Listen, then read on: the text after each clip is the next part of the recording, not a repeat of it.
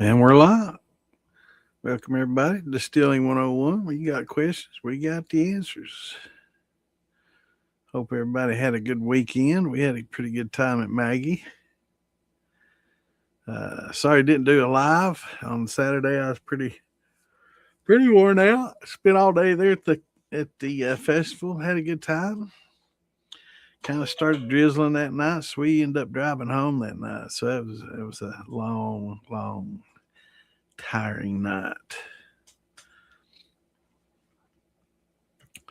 But glad everybody could show up. Had a lot of interest in the podcast. A lot of people asked a lot of questions, and hopefully, some people that were there at the festival that are interested in getting into shining will come on and have some questions. Hopefully, they'll find us. We gave them the link through, I guess, through YouTube. I need to get some cards and stickers. That's what I need to really do and kind of promote the podcast a little bit. But as always, got to get those links out there. So bear with me.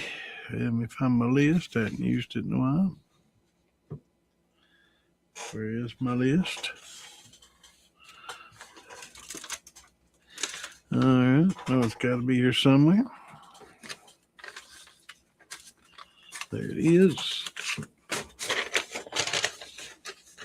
Got a bunch of little lists here.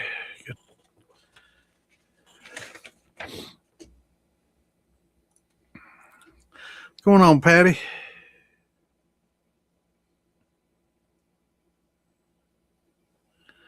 That's great to hear, brother. That's if I turn those slightly, bad experience into a good one. I'm glad that leaky column didn't end up being a real bad experience. I've had some nightmares. People, get things caught on fire and everything. Knock on wood. But that's awesome to hear, man. So, what was it that you distilled? I'm trying to think. Was it a corn-based vodka? Let me get this shared, and we'll chat about that. I'm glad everybody made it out to the festival, though they could. It was a good turnout and a good time. Missed a few, missed Phil Billy, and quite a few people there this weekend didn't make it. They are normally there. Miss Jay and Amanda, they weren't able to show. Big Easy wasn't there, and the Sandman wasn't there. I missed quite a few of my friends.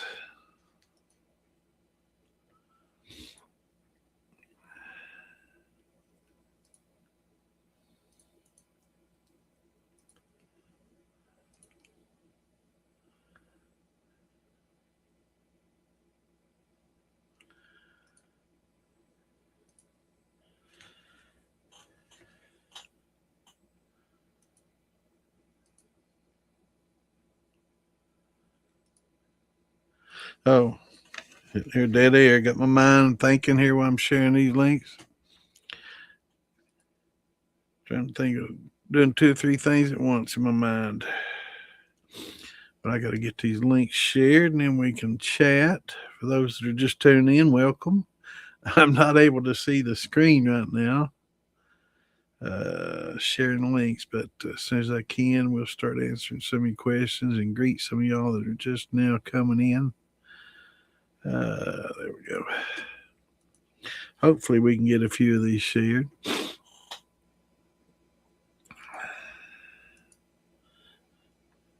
Had a little bit of rain this weekend. I'm glad they got some rain down there. It's my understanding North and South Carolina has had a little bit of a drought. Well, some parts have had a little bit of a drought this year. Some parts been getting plenty of rain. So I found that particular area has been getting lots of rain, but I guess there's other parts of the state that are kind of dry. So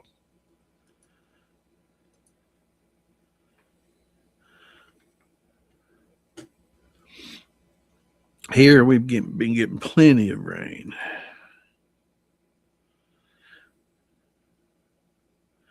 which is nice if you have a garden. You don't have to water as often, so that's pretty nice. Got my garden in a little late this year. We had a little bit of a late freeze, and weather was real cold this spring here.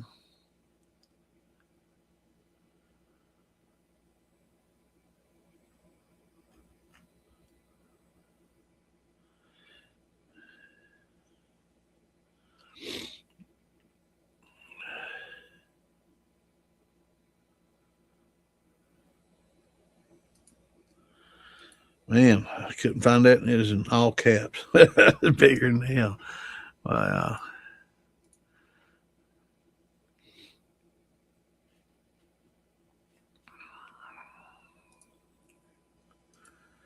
Got a few more, and it's going to stop me.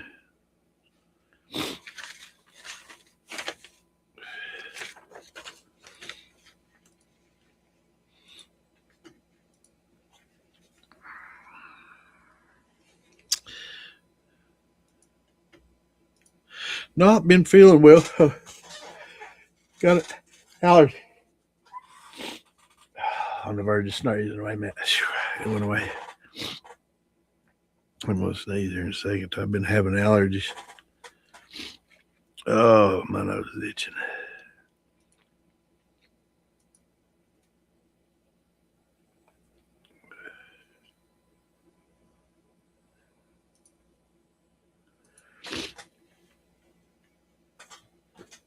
Oh,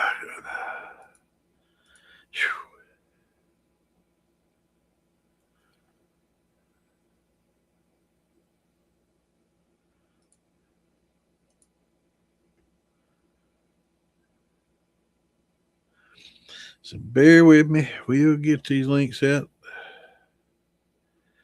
We're about done.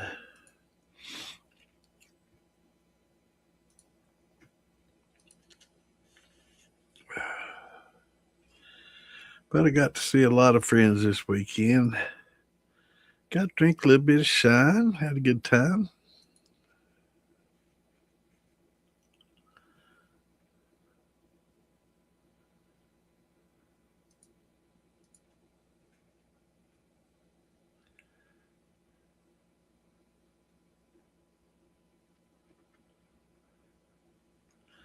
Just a few more here.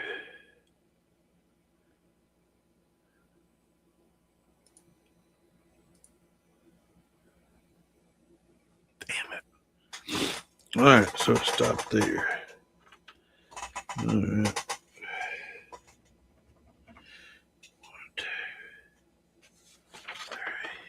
3 more and I'd been done. Just 3 more little links. Damn. I wish they'd let me get them out there. What's going on, Gary? Good to see you, brother.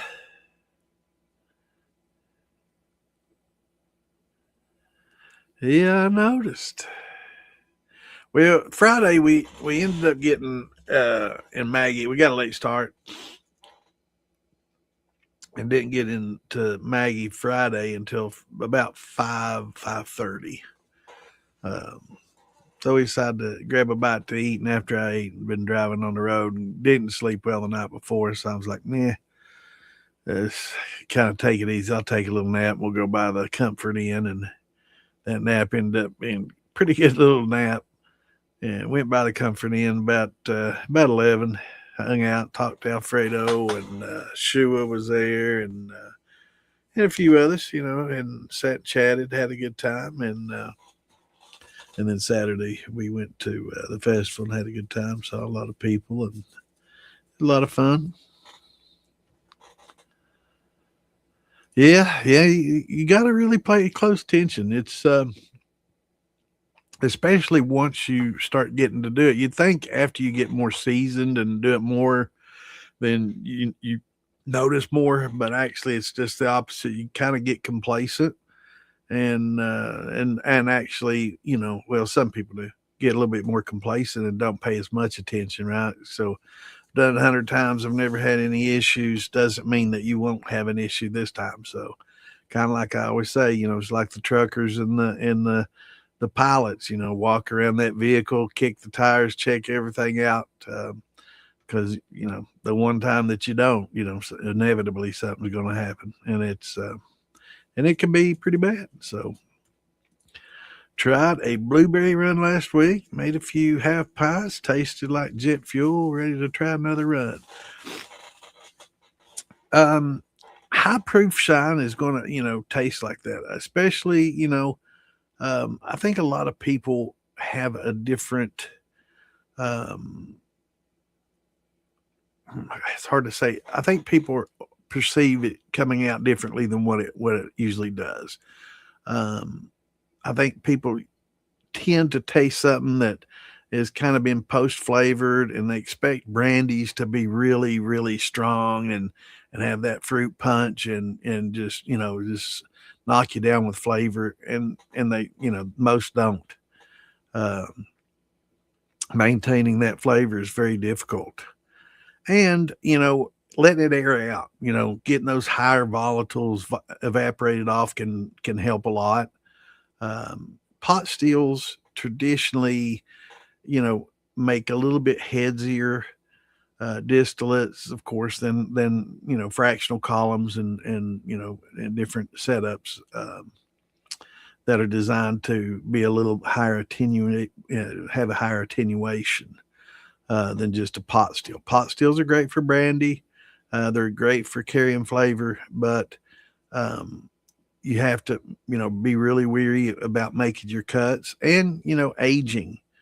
We talk about esterification, and something coming right off that tap is not going to taste near as good as something that's, sits in the jar for, 4 to 6 months and has that chance to esterify and has, give it time for that chemical reaction to take place. Um, Leaving that jar open for a day, maybe two, with a little cheesecloth over it, will definitely help. When things evaporate, the higher the volatile um, alcohol, the quicker and easier that it'll evaporate, and generally has lower boiling points as well. Um, and if you leave that jar open, that those higher volatiles will evaporate off, and it'll taste less like isopropyl alcohol, and it'll be less sharp and astringent is one of the words that's commonly used. It'll be less astringent and taste less alcohol-y. A lot of people use that alcohol-y, and I'm kind of guilty of it too. And that's when things kind of taste like isopropyl, just pure alcohol, and not what you would typically expect. So and that'll happen, brother. And it's not a failure on your part. It's just expectations. You expect it to come out and just smack you with that good flavor, and a lot of times it's just not going to do that. The distillation process is naturally used to get rid of impurities, and unfortunately, all these flavonoids and all these flavors are, you know, like impurities, and they get distilled off. And that's how we get rid of a lot of bad stuff in the water when we distill water, right? Is kind of distilled off. All the other stuff kind of gets behind, and we boil the water off and purify it. Well, it's a purification for alcohol as well, and we got to kind of defeat that purification process to help carry a lot of those flavors over. But like I said, if you can tell what fruit it was made from, and you can still taste a little bit of that fruit in there, then you pretty much made a pretty successful run.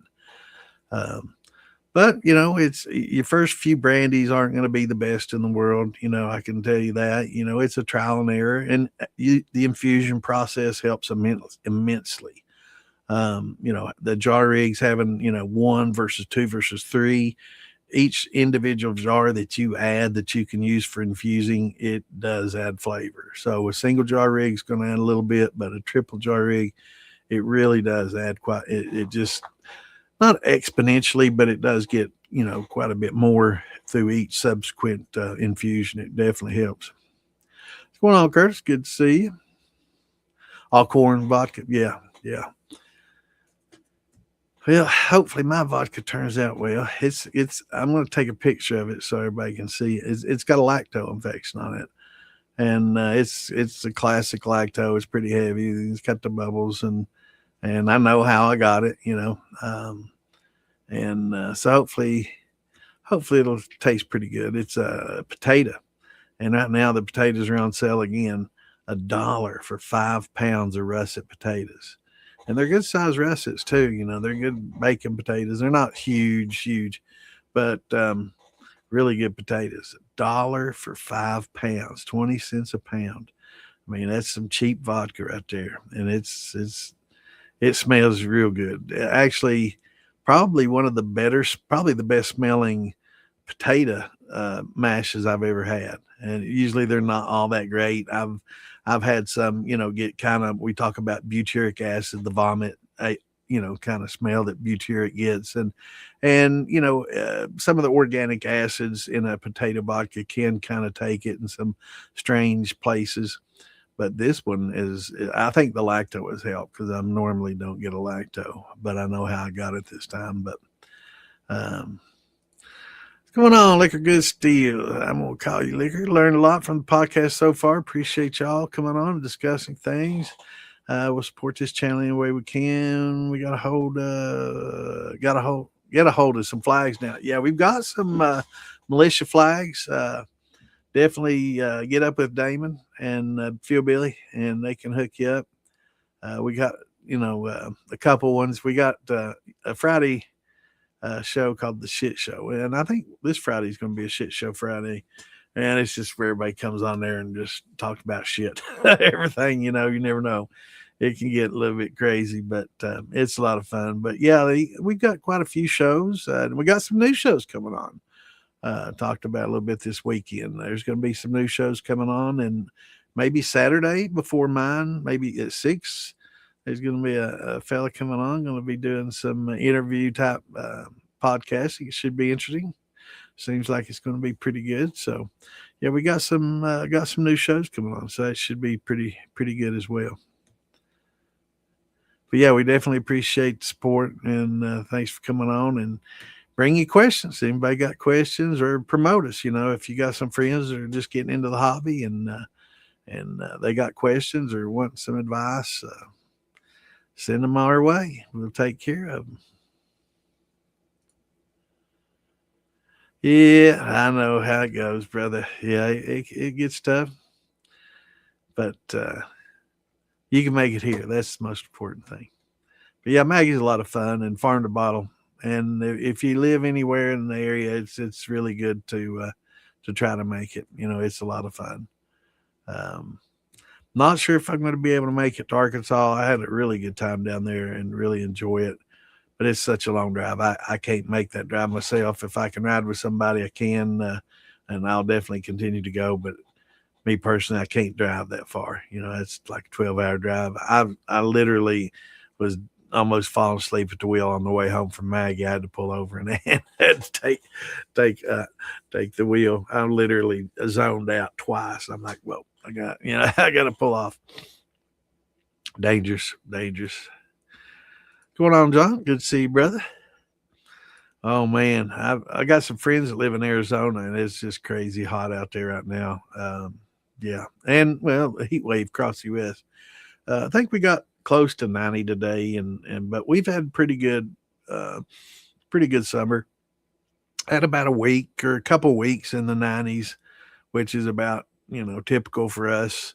And then normally it kind of cools off. So it was a little bit earlier. Had a really late cold, cold this spring, or late cold, and then freezing, and then it went from freezing to 80 in no time, and then got into some week or two in the 90s, and was pretty pleasant for the last couple of weeks, and now we're kind of inching back up into low 90s. But I think it's just a couple of days, then we're going to be back in the 80s, and I'm happy with that.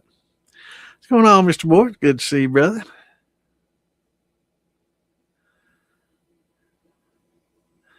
How are things in Danville, Pennsylvania? Got a lot of friends up in Pennsylvania. Old buddy Jay and Amanda live up there. Good to see you, man. Thanks for tuning in.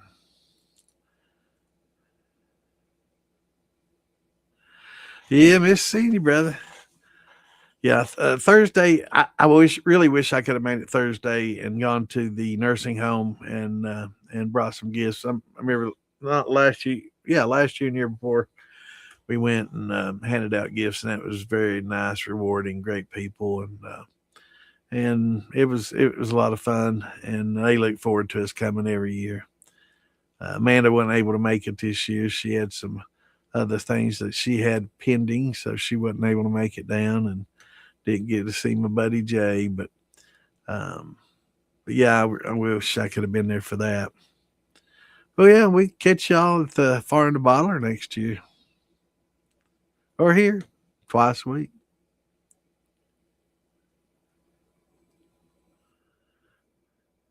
What's going on? Good to see you, Mr. Wiggins. Doing pretty good, brother. How about yourself?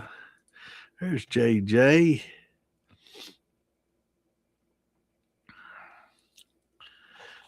Now I'm gonna butcher your name. Zulfagar? I know I'm not saying that right. I'm just gonna call you Zol. Because I'm butchering that, and I'm not real I'm not real good at pronouncing. If it was, I can't. I don't know how the Q is pronounced.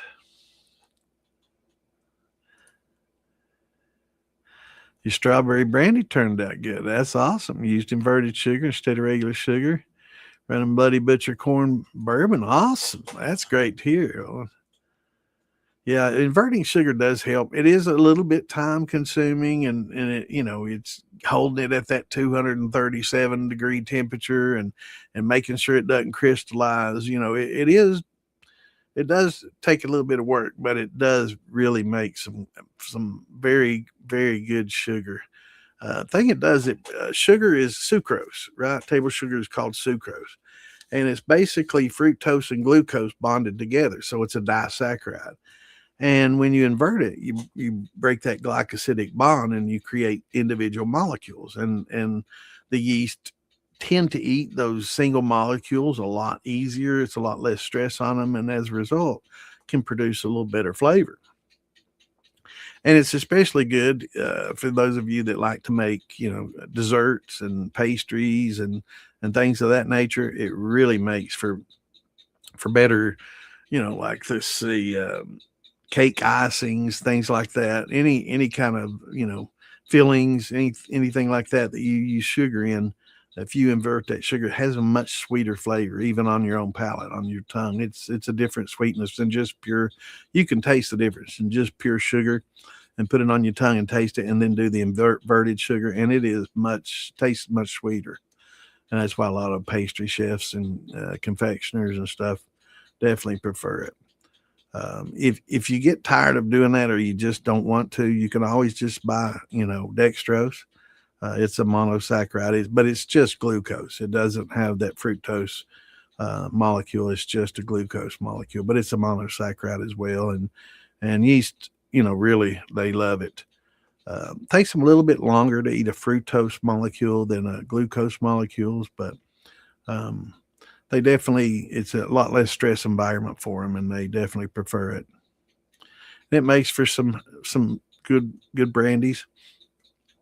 Thing about strawberry though is it's amazing how little sugar's in a strawberry. You would think that it was one of the sweetest things, when you eat them and they taste so good, but surprisingly enough, there's very little sugar in a strawberry. And yes, I'm going to pull up my chart for those that watch much. You know exactly what's coming next, but it's shocking how little sugar that they've got in them. Here we go. There's our handy dandy chart. Let me hide that chat there for just a second. Now you'd think that strawberries be up here with raspberries and orange and apricots, pears. Look how low it is. Below a grapefruit. Less sugars in the strawberry than a grapefruit. Now, who would have thought that? If you just said, yeah, strawberries have less sugar than the grapefruit, you'd be like, nah, that old sour grapefruit, there's hardly any sugar in there. Um, but they do. There's not a lot of sugar in them, which is why when we use that hydrometer, we end up adding a lot of sugar to them. So, um,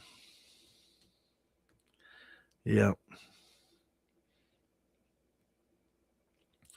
yeah, the Bloody Butcher. Now, the Bloody Butcher is it's got some oils in it. You know, a lot of it's one of those you either love or hate. You know, a lot of people, you know, love it. It's got that oily, grungy, earthy, really, strong flavor.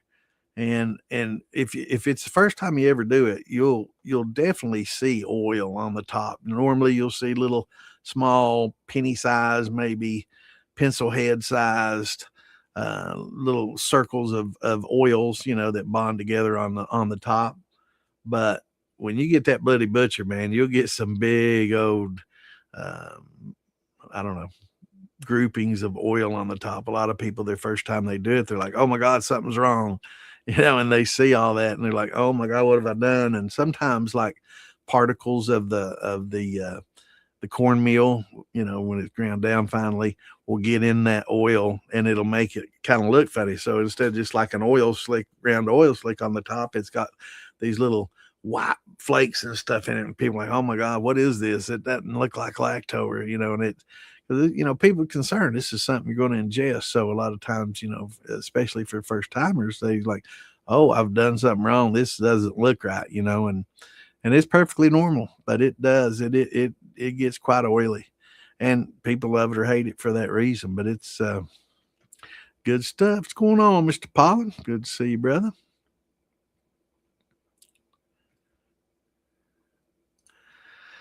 I just ran a rice and out vodka and came out great. Yeah, rice makes some good stuff. Trying to think of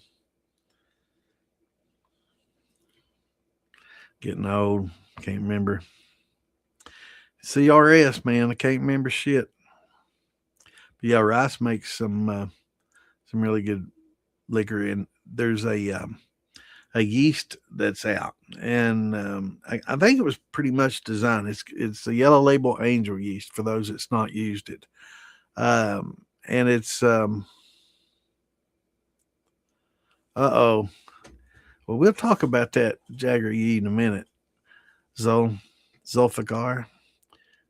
Give me just a second. We'll talk about it. Actually, I just posted in a couple of groups talking about that, and there try to make a good out of a bad, and we'll get to you in just a second. But it's something I definitely want to hit on. It's something I just watched a little bit of a special on. If it wasn't so long, I'd play it on here because it is definitely a good listen to. And if you're not on DIY Shine and Steel Building or the Moonshine Militia on Facebook, definitely join one of those groups. And probably a little easier to get into the DIY Shine and Steel Building. We just pretty much let everybody in there. The militia, you have to have a referral, and if you do go to the militia, just tell them that you're from this page. But uh, there is a video that I just posted on vinegar, and I'll get into that in just a minute. But yeah, the Yellow Label Angel yeast, it's got a goji fungus that's been added to it, and it basically can convert, the starches without the use of amylase. It's got its own, I guess, a fungal amylase built into it, or there's amylase added. But it'll do the conversion without cooking and gelatinization. And it does the same with rice. You still have to cook the rice and gelatinize the starches, and pretty much any of your vegetables and grains that have starch in it, you have to cook them to gelatinize those starches to get them out of the plant matter in order to break them up and convert them right and hydrolyze them. So the Yellow Label Angel yeast will do that, and it's something you don't even have to cook, and it's pretty good. I've not used it yet, but I've had a lot of people that's used it, and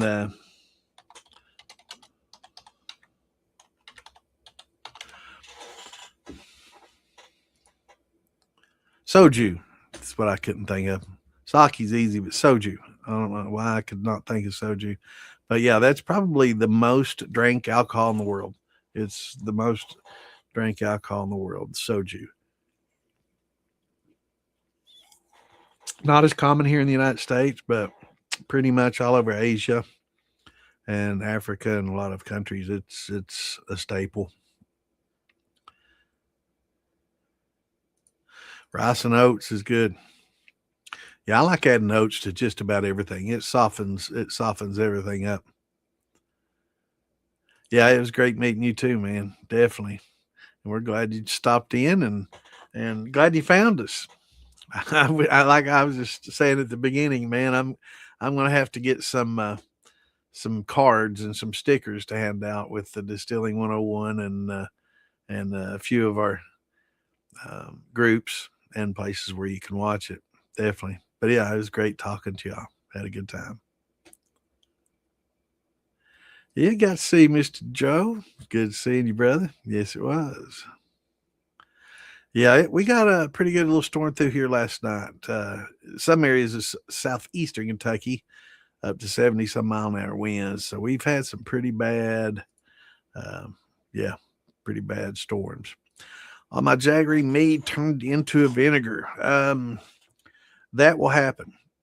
What happens is it requires something called an acetobacter, and the acetobacter can get into your wines generally in two ways. It's either on the fruit and the fruit doesn't get cooked at high enough temperatures to kill it, or it comes in via a fruit fly.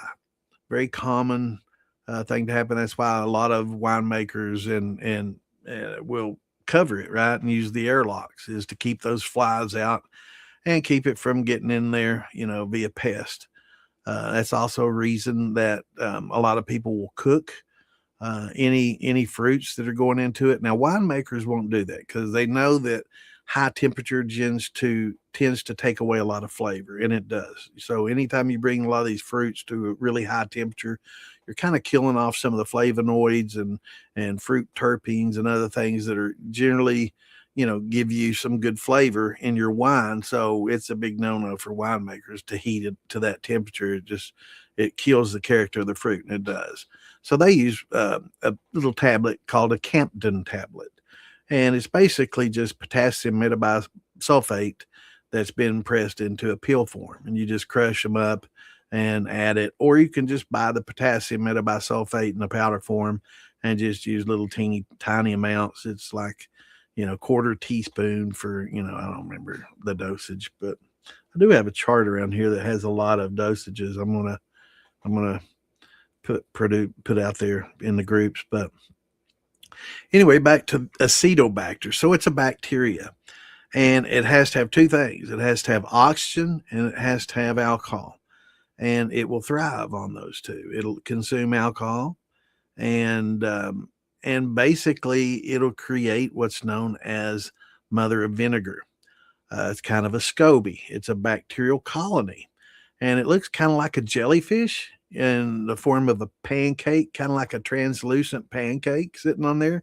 My buddy Alfredo Pena, the one that makes the bamboo shine, and his wife Wendy that has the awesome beer.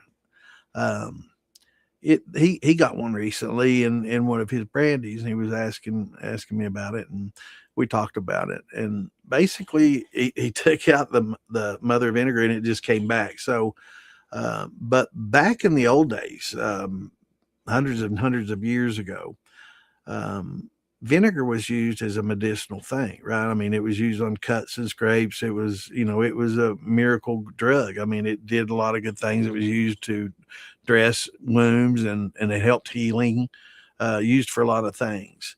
And it was all grown naturally, like you accumulated it. So don't throw that out because it's actually more difficult. And Mike, I don't know, he's not in here yet, but he makes vinegar, right? And it's not easy sometimes to get that vinegar to take. So unless you kind of introduce an acetobacter in there and give it time, that's the other thing it takes. It takes alcohol, it takes an acetobacter, and oxygen and time, right?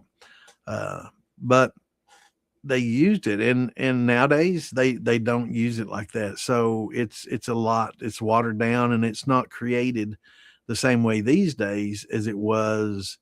It's more of a chemical thing, right?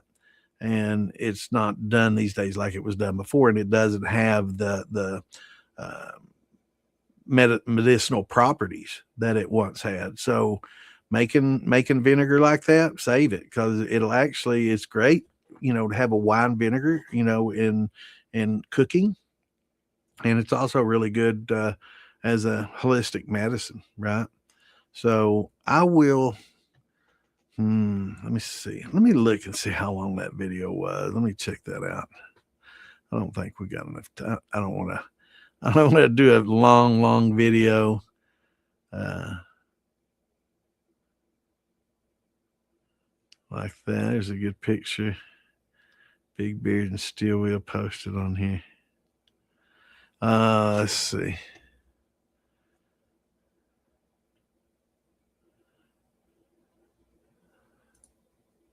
Here we go. Let me go to DIY instead of malicious. It might be a little easy to find. Yeah. And don't forget to remind me at 9:05 or 9:10 to post those links again. Yeah, let's see how long that video is. Well, that's loud. What they gonna? Okay, let's see here. Oh, it's about a 20-minute video, so it's a little bit too long.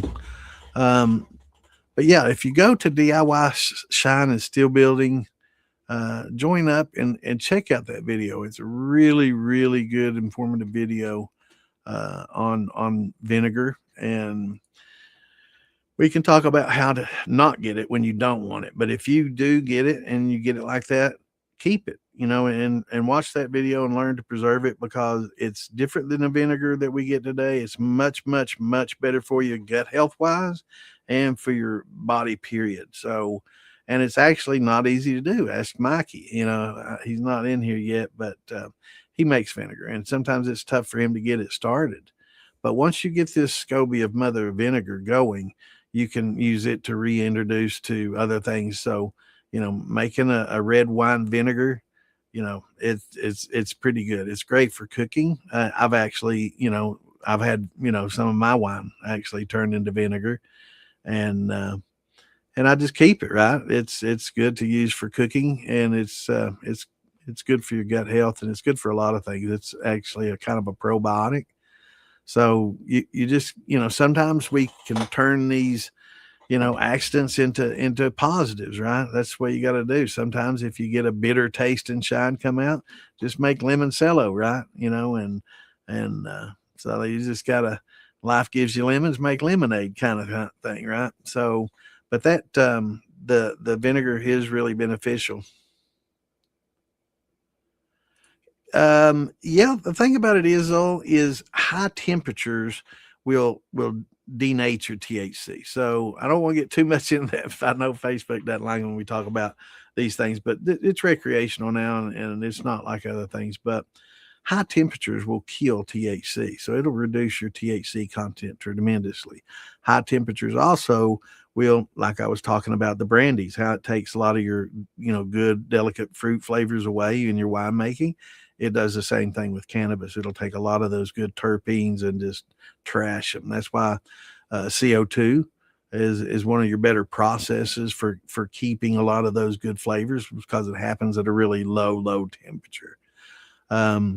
Yes, you can do it, but it's better to make a really high proof. I'm talking 196 proof vodka plus. The less water you have in it, the better. That's why you really want to distill it to that almost pure ethanol form. That way, when you infuse, basically steep the buds in it, basically just get a jar of buds and pour that in there, and it'll dissolve all your THCs, a lot of your terpenes and other things out of there, but it won't turn green. If you have more water you have in that, the greener it'll turn. But if you want to keep it a nice amber looking color, a natural, color amber. You need to really get 196 plus proof. Even Everclear, some states you can't get pure grain above 150, 170 proof. In some states you can get, the 190. But if you can get a column and distill it and get your 196, which isn't too tough if you got a deflegmator and a column, then you can use for infusion, and that's the best way to kind of steep out the the THC and the flavonoids and the terpenes and all those things, polyphenols, and that's the best way to do that. Is just get you some high proof and steep. Believe it or not, that's the best way to do it.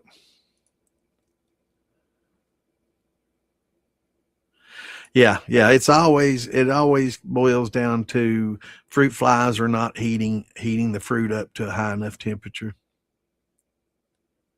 Yeah, I got you oats. I love me some oats. All right, right. Well, somehow it was probably you didn't get your fruit to a high enough temperature or whatever you were distilling, um, or I'm sorry, fermenting. You want to get 160 plus temperature and for a few minutes to kill off the bacteria. These acetobacters will definitely die at that temperature and it'll kill them all off.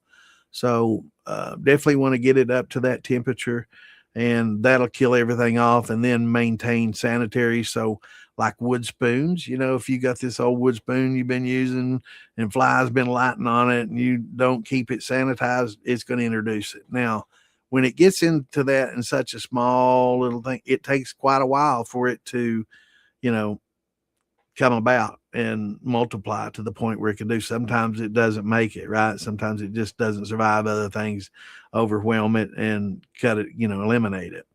But once it takes a hold, it'll definitely multiply. But it does take time. So getting things to that temperature or using the potassium metabisulfate, Campton tablets. You can usually tell a good wine recipe because they'll include that information in the recipe, how much potassium metabisulfate to use, or it'll mention using it. And anytime you see that, you probably got a pretty good a winemaker's recipe and not just somebody that makes it, just in the kitchen. It's more of a professional recipe, and that's really one of the better ways to do it. Does you definitely don't want to use too much of it. You definitely want to follow the proper dosage, or you start building up some sulfurs because it does have some sulfur in it. And when you distill, that brandy that it's been used in, make sure that you have some copper in the vapor path to help remove those sulfites that you do introduce into it. Um, as far as the wine, it typically goes away, and that sulfur odor kind of ends up being kind of a sweet congener. So it's not a bad thing, but it's something you definitely don't want to overdo. It'll definitely trust me. Had a brandy I was making, and I was on vacation. I think I might have been in Arkansas at a festival, and told Ann, I was like, "Oh, you got to add potassium metabisulfate to this because it was to a wine, and I wanted to kill off the yeast while it still had some sweetness to it, right?" And that's another method to make a sweeter wine. You have to add it to kill all the yeast off before it consumes all the sugar. If you want to maintain some sweetness in your wine, or you can let it run its course.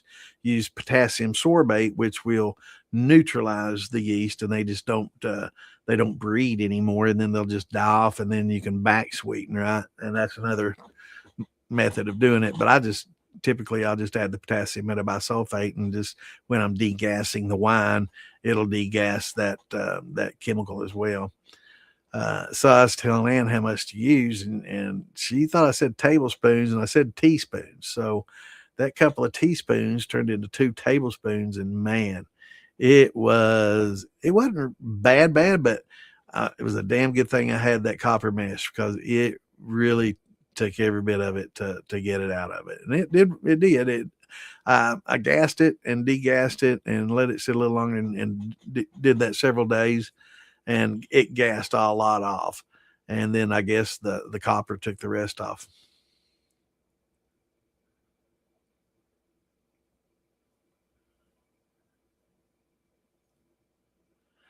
What's the best way to get a sugar wash out of stall? Um, but 10 points.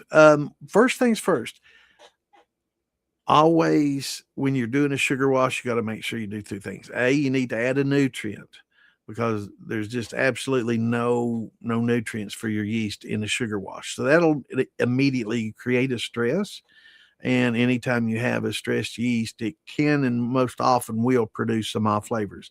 Sometimes people intentionally stress the yeast to create some esters and consider off flavors, but they can use those esters if you know how to make the proper cuts and utilize those esters for aging process. Um, but always make sure you got some nutrients in there. And I tell you, great nutrients is right in that yeast bed in the bottom of your last fermentation. You'll have you'll have yeast in there, and B, you'll have dead yeast in there. And that dead yeast will feed the yeast, and you won't have to add yeast. You can just continue to use that, and you'll have your nutrients and all your yeast. We talk about how to cleanse it, right? That yeast bed in the bottom.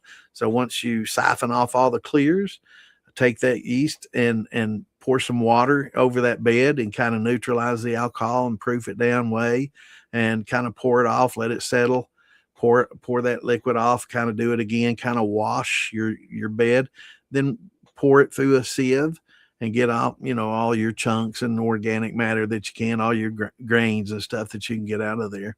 And then save that, and you can add it to your next fermentation, and you'll be introducing yeast and yeast nutrients, and even in your washes, just use it in your wash, and it'll help, give it the nutrients and everything that it needs, and it'll give you the yeast. But since you're already stalled, and pH crashing, that's something else that we see a lot in. In high sugar washes like that, the pH tends to crash, and it'll cause stalling as well. So having, you can go to the Tractor Supply or any farmer's feed supply store that you go to and get what's called crushed oyster shells.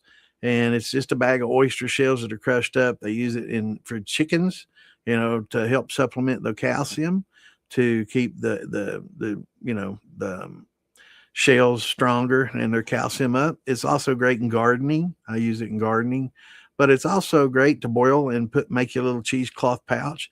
Put a bunch in there, and anytime you have that sugar wash, just throw it in the sugar wash, and it'll help buffer that pH and keep it from crashing down. Now, to answer your question, maybe you might have to, at this point, and maybe, if you don't mind waiting, you can add the oyster shells, or you can add some pickling lime. If you got pickling lime, it's better than baking soda.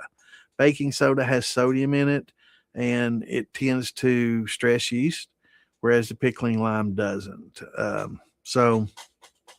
But use that to help boost your pH back up. So get you some pH test strips. I recommend using these kombucha, and let me show you a picture of them. You can get them on Amazon. They're like $9 a roll, and the roll lasts forever. Kombucha is basically fermented wine or tea. They make a wine out of tea by fermenting the tea, and it does great. And these pH strips were made specifically for that. And well, is it going to open? But yeah, it looks just like this. So you'll see these on Amazon. Just look for kombucha, KOMBUSCHA, I think, or BUSHA test strips, and you'll see that it goes from 0 to 6. So it deals only in the acidic side of the pH scale, right? A lot of others, go from 0 to 14, and it's harder to tell the difference in the colors, in the range that we're talking about. But this one, you can definitely see a distinction in the different colors, and it's a real easy paper to read. You can just tear off a little 1/2 inch, 1/4 inch. I put it on some tweezers, stick it down in there, pull it out, and instant read. Just lay it right up against that, and it's real easy to read. It's not exact. We don't have to be that exact. We just need to know what our pH range is. And as long as it's in the greens, somewhere between 5.0 and 3.5, you'll be okay. Starts to get in the low threes, maybe start thinking, I wish I'd had those oyster shells. But if it gets in the twos, then you definitely need to know you're just going to have to add some pickling lime. It's definitely, if it were a wine, it would pretty much be ruined at this point. You're definitely going to have to make a brandy out of it. but you distill out that flavor, that bad flavor. Um, so may have to, get your pH and check it. A lot of times, too, temperatures can cause it to stall. Not so much this time of year, and everybody's getting 100-degree temperatures. But if you've got it inside, and you've got a 70 some degree house and you're using, daily yeast, it's very easy for that to stall because it likes it in the 80s and in that low 70s that you keep a house. Like if it's in a basement, cold floor and cool and, 68, 72 degrees, it's definitely a lot cooler than you prefer it to be, right? And unless you have like a wine yeast or an EC 1118, which is where I'm going next. You can unstick, and that's one of the things that Lalvin EC 1118. It's pretty much it's a champagne yeast. It's a Saccharomyces cerevisiae ex Bayanus strain of yeast, and it's very, very vigorous. It has a large range in alcohol that'll tolerate up to 18%. It has a pretty large temperature range without stressing, which is great for beginners, and it's great for stuck fermentations as a result. It handles a wide pH range, wide temperature range, and wide alcohol range, which makes it great for beginners. Doesn't impart a lot of flavor, so if you're using a yeast and you're expecting it to provide some flavors, might want to choose something else. But if you're wanting a good neutral yeast, it's not going to give you a good or bad flavor. It's just pretty much a neutral flavor. It's good, and it's not really high flocculent, so you don't get a lot of yeast bed out of it, which is a great thing for winemakers. And it works real well for unsticking fermentation. So, check your temperatures, make sure you're warm enough for the yeast. It could be just, kind of stalled a little bit due to the lower temperatures. They tend to kind of, go into hibernation a little bit and slow down a lot when it's lower temperatures than they prefer. So, if you're using a daily yeast, you need it to kind of be up in the 80s, mid to upper 80s, where it prefers it. But if it's not temperature, check pH, and if your pH is okay, then just add some more yeast, and it should take care of that for you. Yeah, it's a lot of fun. It is. It is a lot of fun. It's a good time.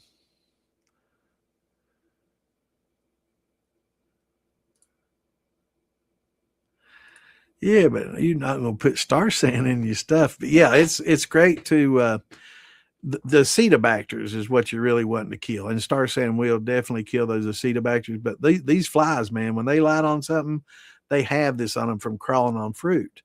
And if you've ever seen, have you ever done any fermentation of fruits or anything, um, they all over it. And it's really a good way to get rid of them is to put some wine in there, or add a little vinegar to the wine, and add like a little funnel into a jar, and they'll fly down in there, and it's hard for them to find the hole to get out, and they just get trapped in there. I've made some fruit fly traps doing that, and it's like you wouldn't believe how many fruit flies will get trapped in there, and it will amaze you. You'll think, I didn't realize I had that many fruit flies. And then once you create the trap, and it's like, I can't believe there's so many fruit flies in there.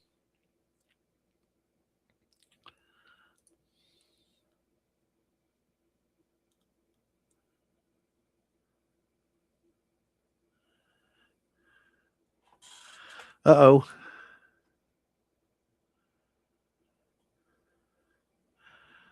Well, oh, okay, Joe. Well, you got my answer because I didn't I didn't start answering it. I'm a little bit behind. So it's 8:54, and so hopefully you got all that.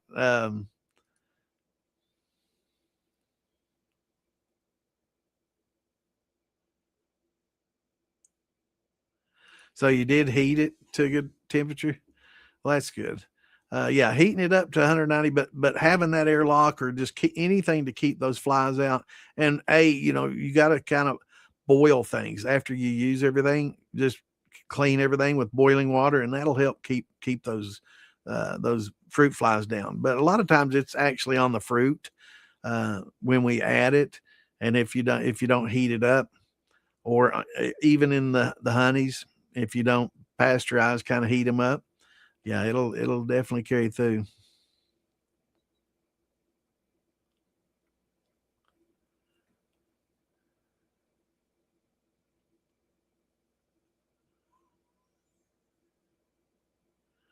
Is that what you do? Yeah, it's when life hands you lemons, man, you just got to make lemonade. Yeah, yeah,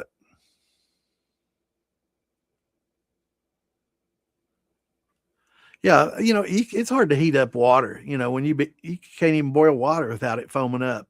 One, I don't know about mead. I don't think it would help with your mead, but if it's something you're going to distill, having a little butter, will help knock out some of that foaminess, or a vegetable oil even, or having corn in there will help cut down where the oil from the corn will seep out, and it'll help keep it from foaming up. But basically, anytime you got a grain wash, especially, I know that you're not dealing with that with your mead, but um, anytime you're dealing with grain, you've got a beer, right?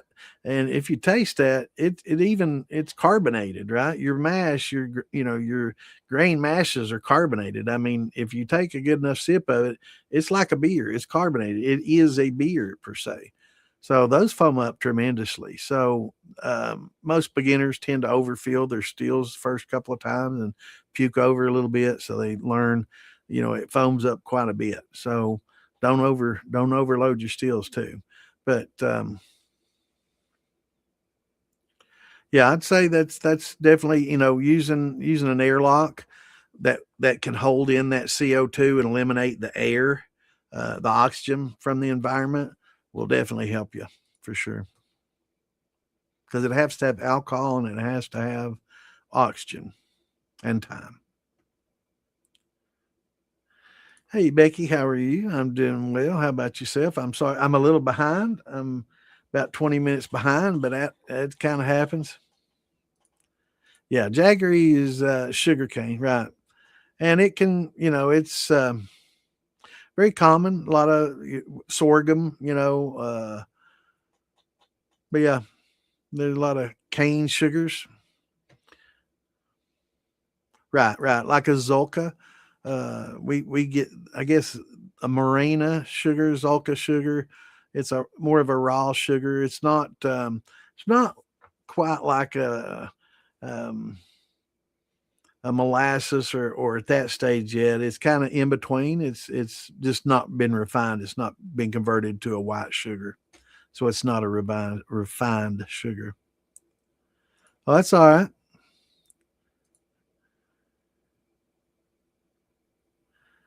What's going on, Shrode? Is there a taste difference between a copper column and a stainless column packed with copper mesh? No, you're not gonna.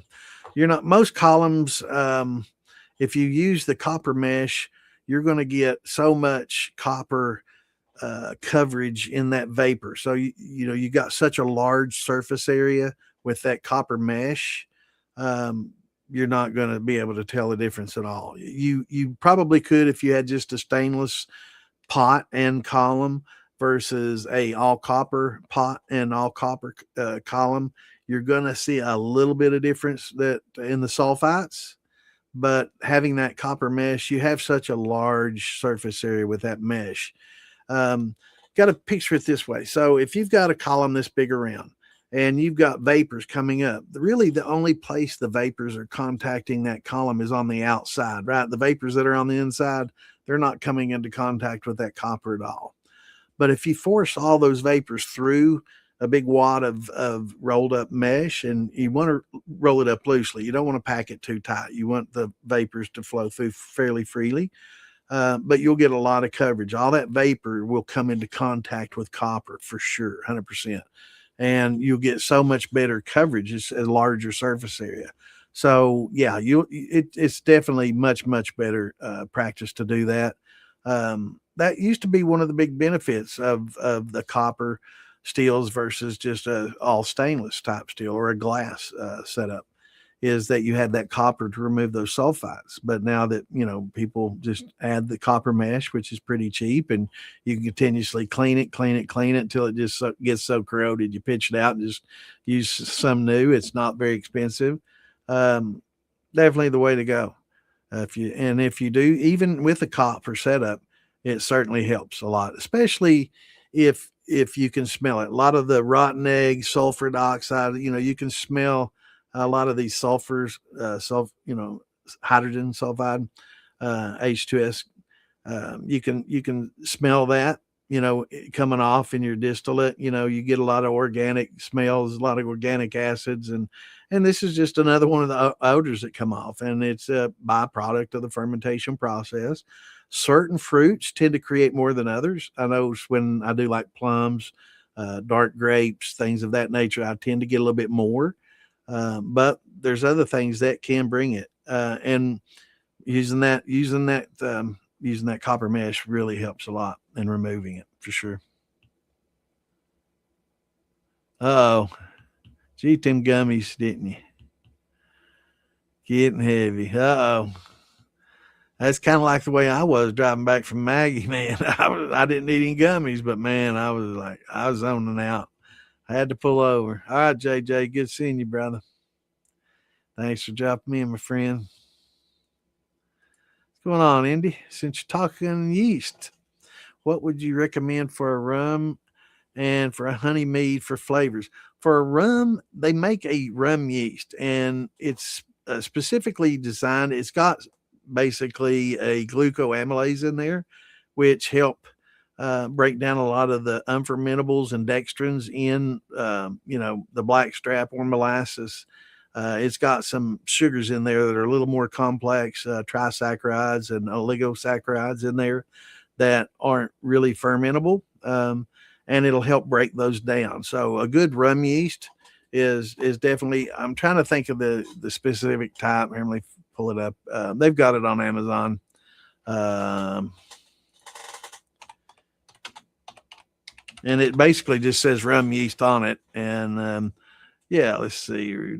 Rum distillers yeast. Let me get this picture. You'll see it. You'll recognize it the second you do. And it's a pretty decent yeast for rum.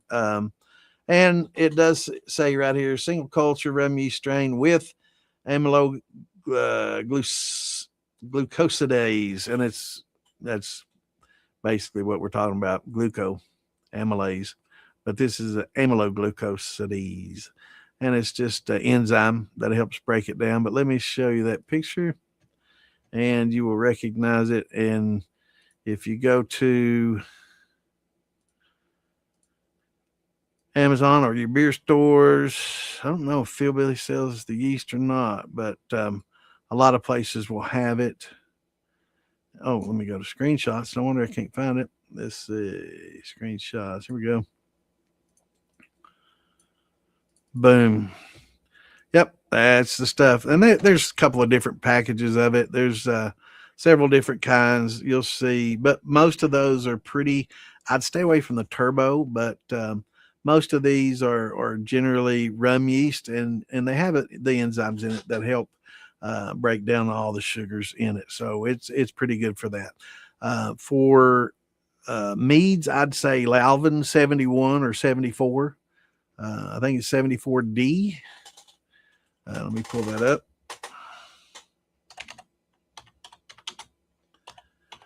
74B maybe. D47. I'm sorry. 74. Dyslexia. Lalvin D47 is good, and 71B. That's where I was getting the B. So D47 and 71B are kind of both known for good cider and mead and kombucha. It's good for those. It's really good for ciders and meads. It adds a lot of fruity notes that you'll enjoy. What's going on, Mr. Easy? Built a Distillers app. I sent you a link to it. Will you check it out and let me know what you think? Absolutely, brother. Missed you this weekend, my friend. What's going on, Kevin? Good to see you, brother. Yeah, I'll definitely check it out, bro. Let's see.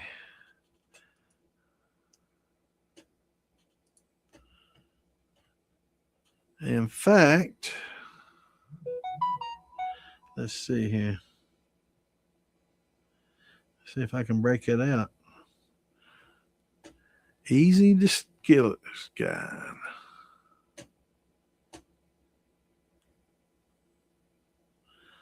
All right, let's see. This is just a 1 minute video. So I'm going to show this video to everybody so they can see what it is.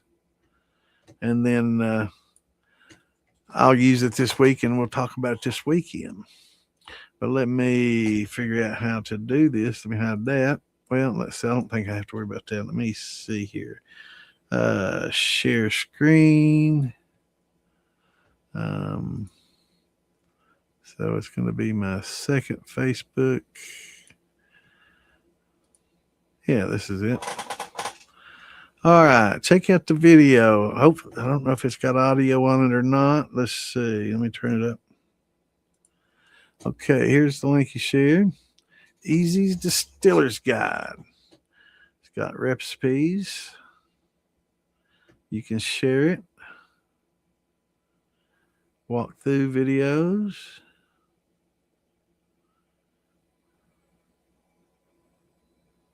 Not getting the audio, brother. But you can send it and share.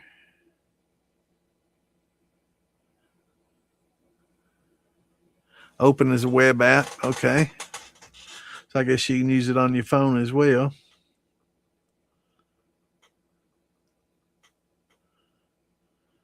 I'm just glad to see there wasn't some starfish pics or something. I thought you set me up. Awesome. Definitely check it out. I like the way you give good instructions on how to open it up and use it. Awesome, brother. Yeah, I'll definitely check it out. Let's see, make sure I get that. Okay. Yeah. We'll definitely check it out, brother.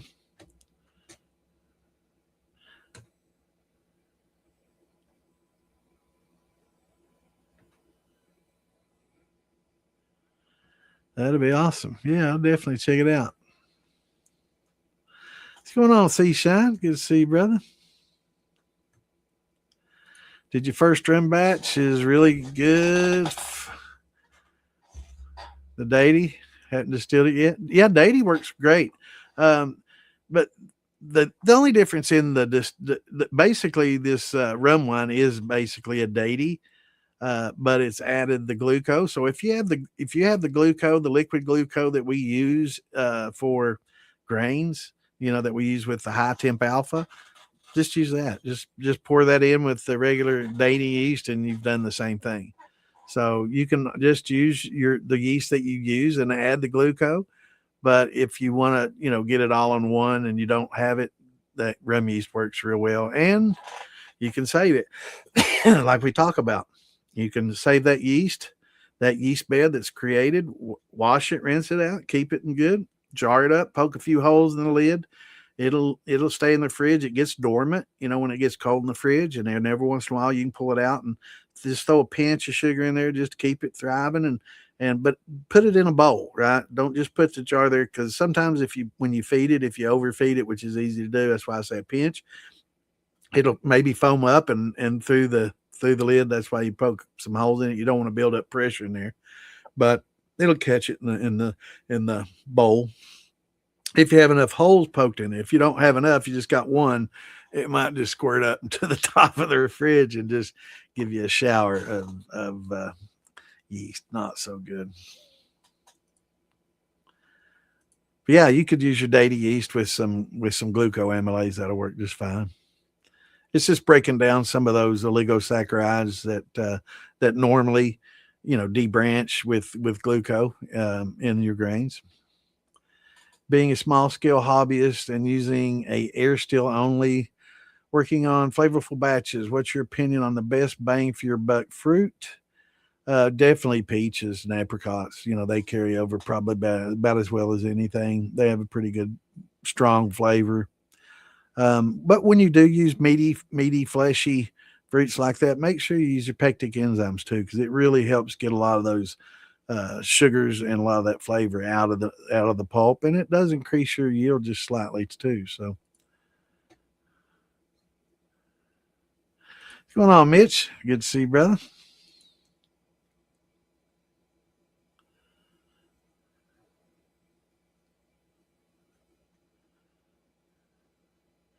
Anytime, brother. Yeah, puff, puff, pass. Right, but I want people to see it. I'm glad you put the instructions on how to install it. I'll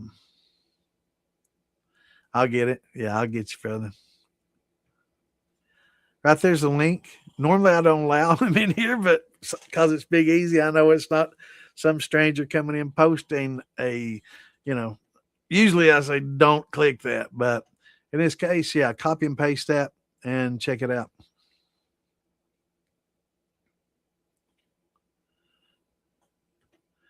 Good to see you, brother. Thanks for sharing it, man.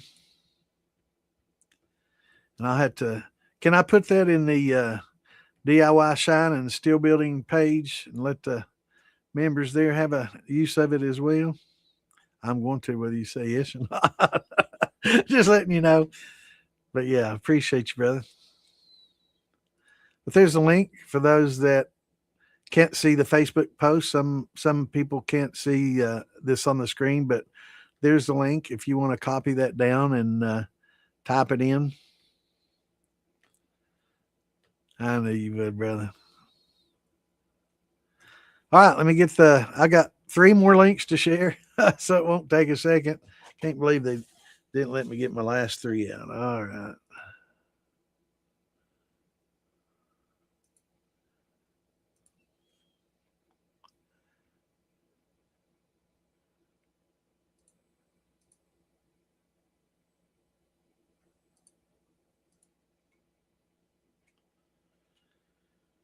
Yep, there's the last 2. Yeah, that was it. Let me make sure I got it. Pretty sure I got Brian's LPR. Let me make sure. I want to make sure I get in LPR. Make sure I got it in all the groups. Got Sale Brian this weekend. It's good seeing.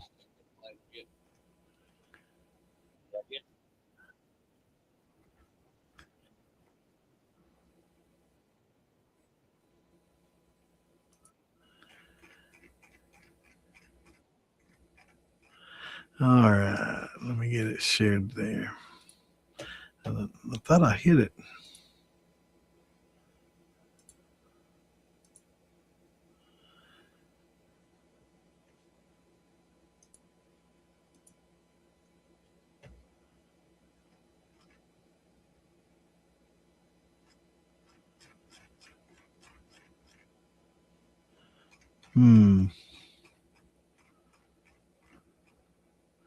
Just a second. Oh, I gotta. Yeah. I guess you gotta. Oh, approve it. Let's see. Okay. All right, we're back.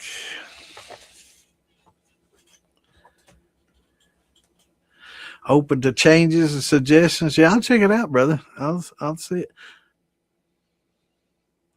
Yeah, I was thinking about doing that at one time as well. I was thinking about trying to. Some of these apps are pretty nice, but they're not complete. So I was thinking about trying to figure out how to combine them all into one. But I can't wait to check it out. There definitely needs to be kind of an all-in-one app. I like having a lot of stuff on my phone, so I like that you made it in an app form that you can put it on the phone because most time when you're shining, you don't have your PC or laptop right there in front of you, so you always got your phone. That's why a lot of these charts and stuff. I like adding a lot of these charts and stuff to my because I have to refer back to them. It's like I was showing earlier.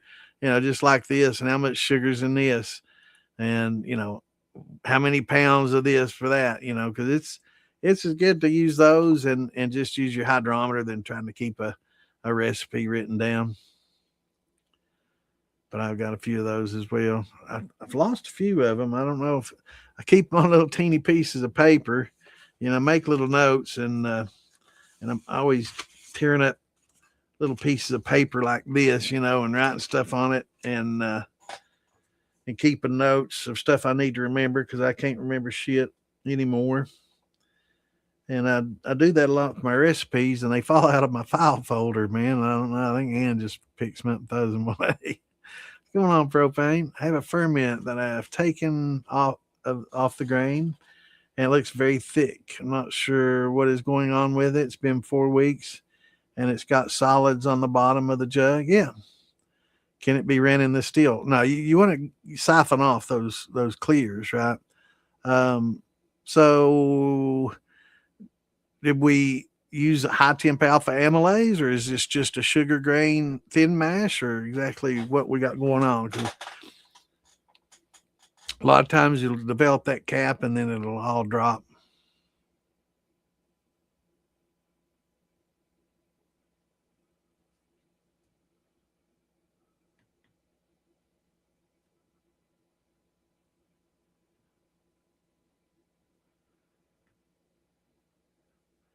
£10 of sugar. So did you heat it up to, like we talked about, 185 for 90 minutes and gelatinize the corn and use the alpha amylase, or is it just a thin mash with the cornmeal and sugar?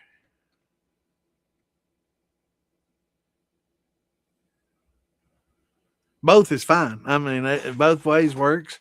Um, Probably going to be a little smoother if you do the grain conversion, but ain't nothing wrong with a thin mash, man. I did that for like 30 years, didn't get a good conversion. Well, that happens. That's why we add sugar sometimes. Sometimes we try to do the conversion and we don't get it. Um, we don't want to lose everything, right? So we punt. We add sugar and just say, all right, we'll fix her the next time, but not going to dump it.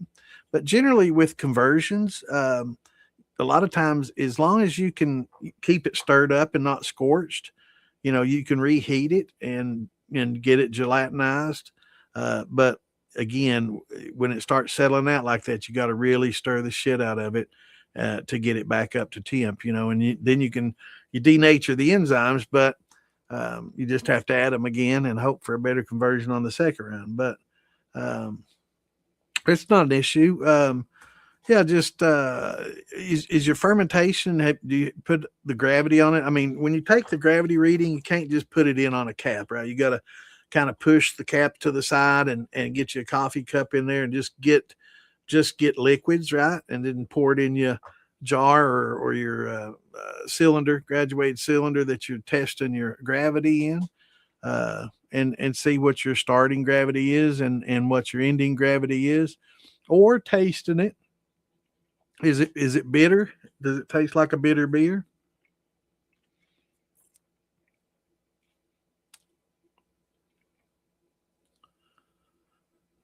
Yeah, flake dry and flaked oats have already been gelatinized. So in the flaking process, it's a steam rolling process. So those get instantly gelatinized when they get rolled out. First try on all grain, it tastes good. Um, so the mash itself, does it taste bitter yet, or is it still got a little bit of sweetness to it? You can also put your fingers in there and rub it and stuff. See if it's a little sticky still. If it's a little sticky, it's probably still has a little bit of sugars in it. But taste it. I mean, just get you a little teaspoon or get you a tablespoon in there and just, take you a little sippy sip or a shot glass. It's a beer, it's basically all it is. And take your drink of it and see, is it real bitter or does it still have some sweetness? If it's bitter, and you've got, if it's done running, and you check your gravity and it's reading 0 and you still got a cap, sometimes you get spent grains that'll float on the top. You can just skim those off and then let it settle and then just siphon off the clears and then leave that yeast bed in the bottom. And like we talked about earlier, put some distilled water on top of that, or something. You boil you up some water and just and don't make it hot though. You don't want to kill that yeast off. Let it cool and just keep rinsing that yeast bed out and getting out all the chunks of corn and flakes of rye or whatever that you got in there, and then let that settle and then rack it off the clears directly into your still and run it and see what happens. Yeah. But not always going to get good conversion. I mean, it happens to all of us. Happened to us a lot more often when we depended on that powdered alpha. A little bit Sweet. Well, sometimes when we don't get a good conversion, we don't get converted sugars, right? So it can taste sweet, but the taste test doesn't pass because some of those sweet tasting sugars aren't mono or disaccharides that are fermentable. So we call those dextrins, limit dextrins. So anytime you don't get that complete conversion, then you're going to get some of that sweetness. Even the sugars, those will all ferment out, but you'll still have some unfermentable sugars in there that taste sweet that will never ferment unless you use the glucose or break them up. They're just never gonna ferment. So that's probably what you were tasting is just some of those unfermentable sugars. And it's just chalk it off as lesson learned. It didn't ruin it. So I'm glad it tasted good. But yeah, it's all a learning process, man. I mean, for me, it was mistake after mistake after mistake, and I just didn't get frustrated and let it defeat me. I just kept trying and kept scorching it and just kept trying, and learn as much as I could from each mistake I made. I didn't have the pH test strips or know anything about temperatures and all these things that I've learned over the years. So most of the time I do what everybody else does, but then anything stops, just throw more yeast in there. So I just keep dumping yeast in there and kind of force it to finish, and that's definitely not what you want to do. I learned the hard way there, but, the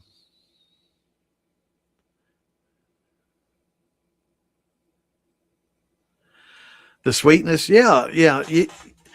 You will definitely note a dryness more than necessarily a sweetness, but ethanol is kind of sweet anyway. So, yeah, you should definitely get it to carry forward, but dry.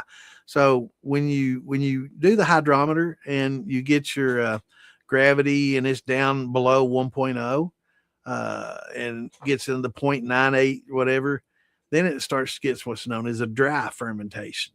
And that dryness will carry over too. You've heard of like a dry gin and dry ferments, and you can definitely tell when they get dry versus not.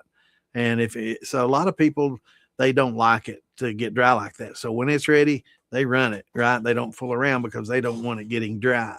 Some people don't notice it so much, but if you taste both, you'll definitely notice the difference. Absolutely.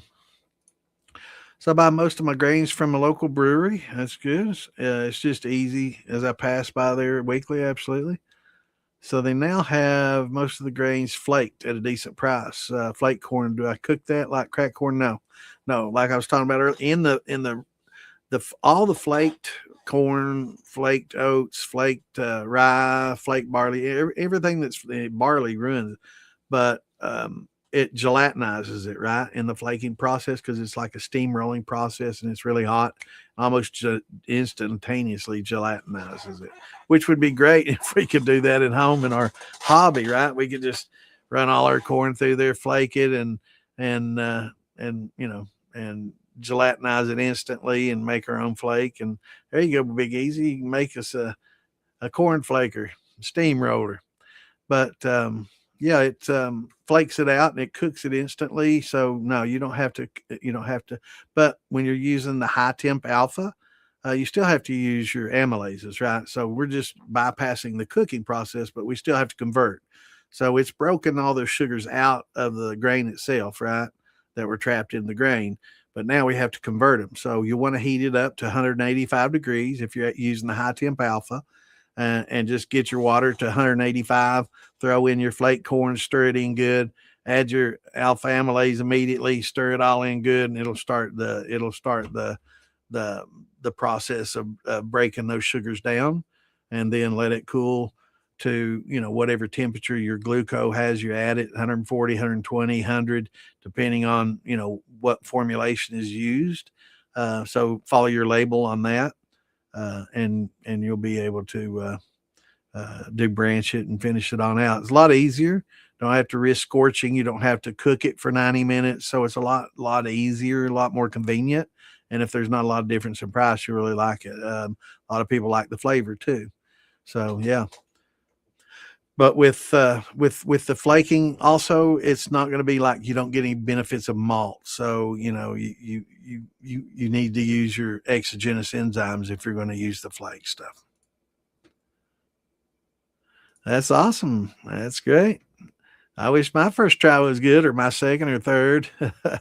But yeah, I scorched quite a few till I learned how to cook. I was pretty young and dumb.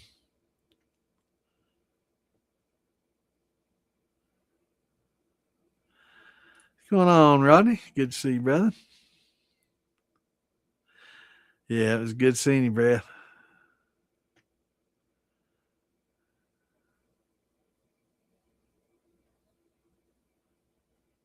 Met some Shriners too this weekend. I want to give a hats off to the Shriners. We have a Shriner uh, festival in Pikeville every year, and it's been going on for like 50 years.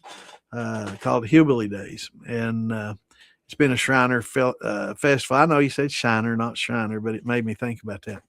Um, but they were doing some benefits and stuff, and we signed quite a few things for them for their auction and stuff. So it's going to be nice. But they have a festival for the last 50 years in Pikeville, Hillbilly Days. It's always a great festival and a lot of shine and crafts brought out. But it's been going on for quite some time now. But it's always good. But it's good meeting you, Rodney, for sure, brother. Yeah, you'll notice a difference between a ferment that was like 1.1 versus 0.98, or something like that. You'll definitely notice a difference. And you'll notice it won't be dry. As far as how much sweetness, ethanol itself is pretty sweet. So yeah, it should make for a pretty good drink. Most people want to get all the sugars out of it because it increases the amount of alcohol, your yield. So you probably lost some yield, so you're not going to get as much as you would typically get, but flavor wise, it should be pretty good. What's going on, Dexter? Good to see you, brother. Yeah, we're having a good time, man. I tell you, I'm feeling better, man.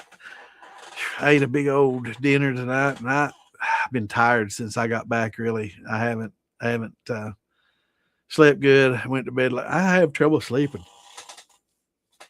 I want to sleep in the afternoons, and it's tough on me. Uh, and it's hard to just, I don't get a good deep sleep. I don't know if any of y'all are old yet or not, but when you start getting old, you have to get up and use the bathroom about 4 or 5 times a night. And when you're only getting 4 or 5 hours sleep and you're up every hour having to use the bathroom, you're not getting good REM sleep, right? And then in the afternoons, it's like you run down, and that's when you really the tiredest is get so run down that you can sleep for a few hours before you have to wake up. And unfortunately, that's the cycle I'm in right now. And I was really tired after I ate this evening. I wasn't feeling good. I don't feel good after I eat anyway, but um, I got irritable bowel syndrome, IBS. So after I eat, I always get sick. And I was tired and I didn't feel good. It does, but and I hate being this way, but there are a lot of people out there that got a lot worse off. So I hate that makes me feel a little bit better. It could be a lot worse. Knock on wood. I could have the big C or a lot of other issues that a lot of other people have. So I guess if upset stomach and nausea is the only thing I have to deal with every time I eat, that's a lot better than some others. So I don't know. I feel guilty taking solace and knowing others have it worse than me, but I just thank God that it ain't me. It could be worse. So I just try to count my blessings and look on the bright side instead of dwelling on the negatives. It's nothing you can do about it anyway. Just take the medicine and keep on going. That's awesome, man. That's great, brother. Yeah, you'll love the electric. I can't wait to get mine going. It was a good time. It was a really good time. I wish we gotten there earlier and gone Friday and gotten both days in, but it's a great festival. It's a good time. We have a good time down there. I missed Hillbilly, missed Philbilly and Big Easy and Sandman and there was a few others. Moonshine or Prohibition wasn't there. So I miss seeing some of those old buddies of mine, but you know, everybody gets busy, got a lot of things going on, and it's hard to make every festival. There's so many of them, and but yeah, definitely missed seeing old Prohibition too. We were talking about me and Shua were talking about him. It was good. It was good, bro. We weren't dogging you, bro, but we were having a good time. It was good meeting Shua's girlfriend and talking to Shua.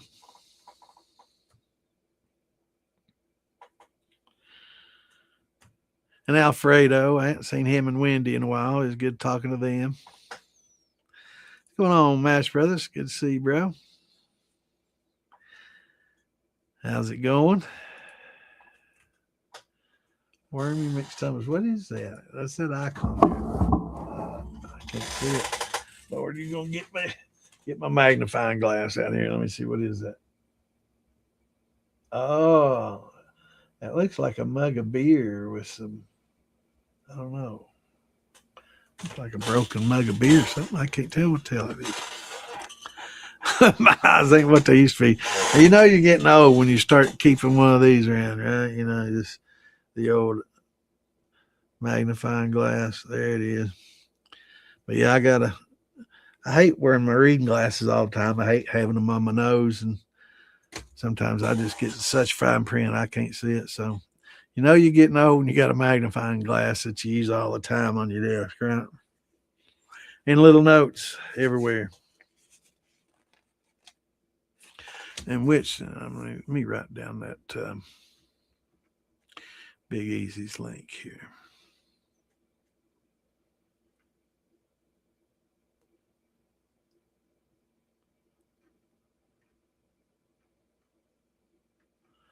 Where the hell is it? There it is.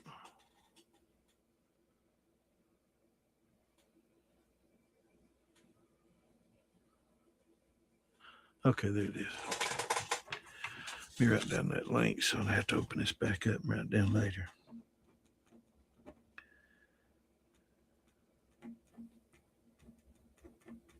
And he may have sent it where I can just click on it, but I want to make sure.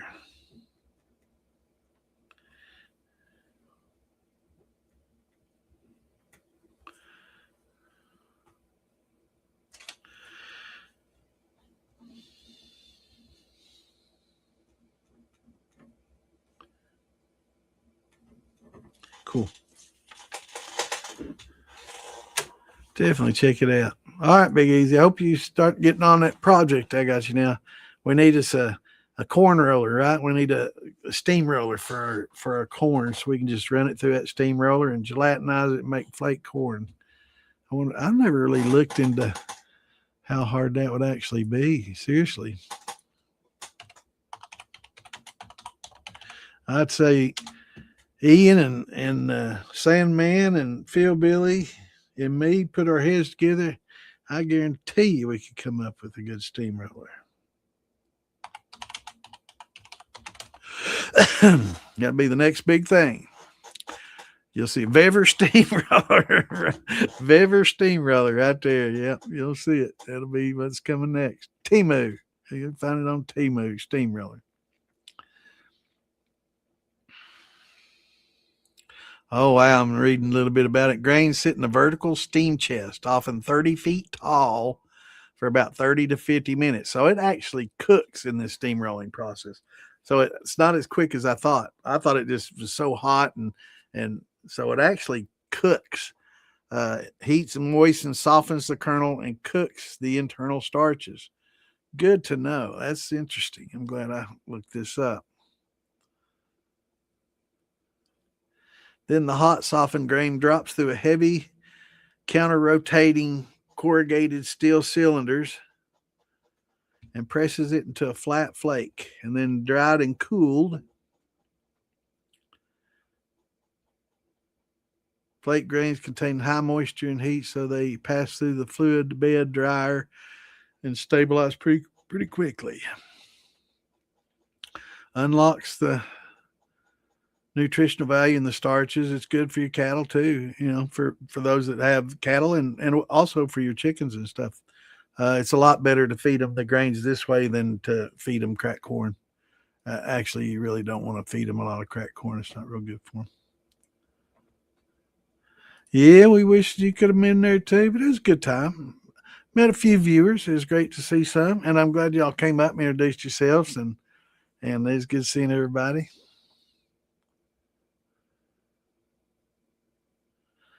OBX, yeah, Outer Banks sounds like a lot of fun. I don't know if I'm going to be able to be there. I've always wanted to go to that, and I know uh, a lot of people talk about making it to that one, and it's a pretty good time and good festival every year.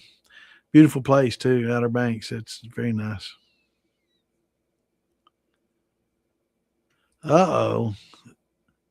I was just talking about that too, man. Man, I hate that. All right, you just gotta do what the doctors tell you, man, and pray. And I mean, everybody beats it that can, and you just gotta, if you keep a positive outlook and strive.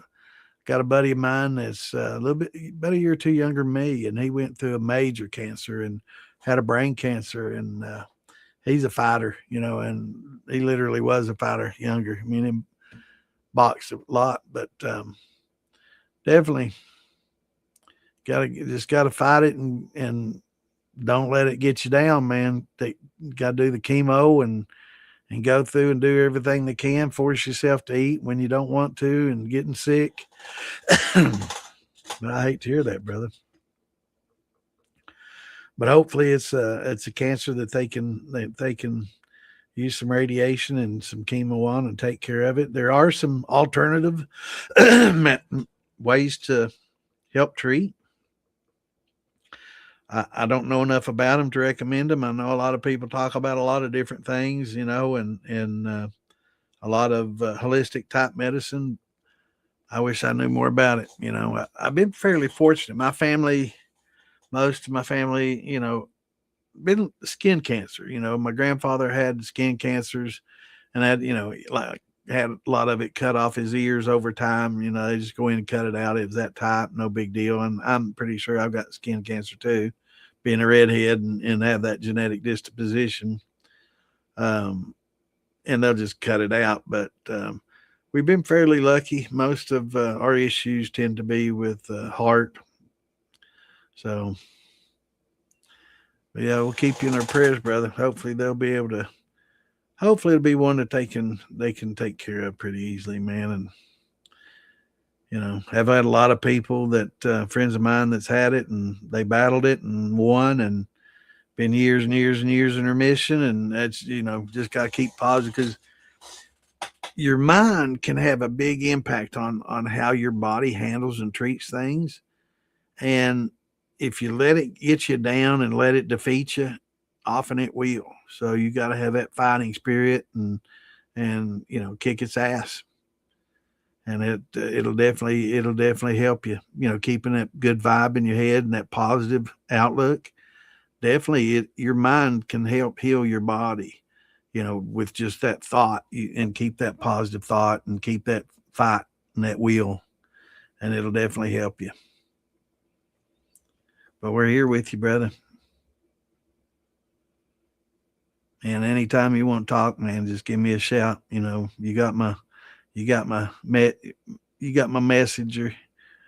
You can call me directly through that. I get calls all day and night. Which probably, I tell you what, wait, my sleeping pattern, it's probably better to call me 2 in the morning than 9 in the morning.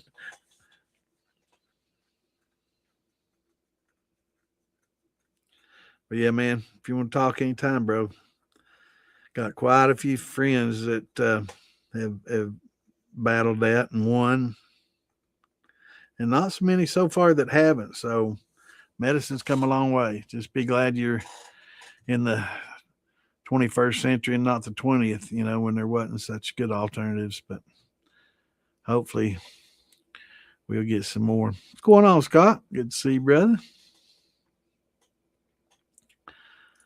What's going on, Dirty? So I drained all my mash and then took the wet grains and put them in the thumper, ran the mash, and it was fantastic. Awesome.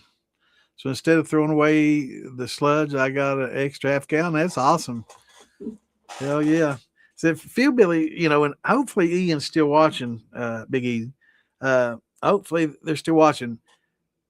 That's, kind of like what I've been talking about. Instead of just, using water to steam food, just put your mash over there and then sparge all the yeast and all the fine stuff out of your grains and dump your grains into the thumper or cream corn or fresh corn if you want to, and run it through that. And man, it's, you don't have to water it down with running steam through it. You run you mash through that sludge. Good stuff. But I do like sparging off most of the fines, getting a lot of the yeast out of that and a lot of dead yeast, and just, throwing all the cracked corn and all the grains. Hell yeah, it works great.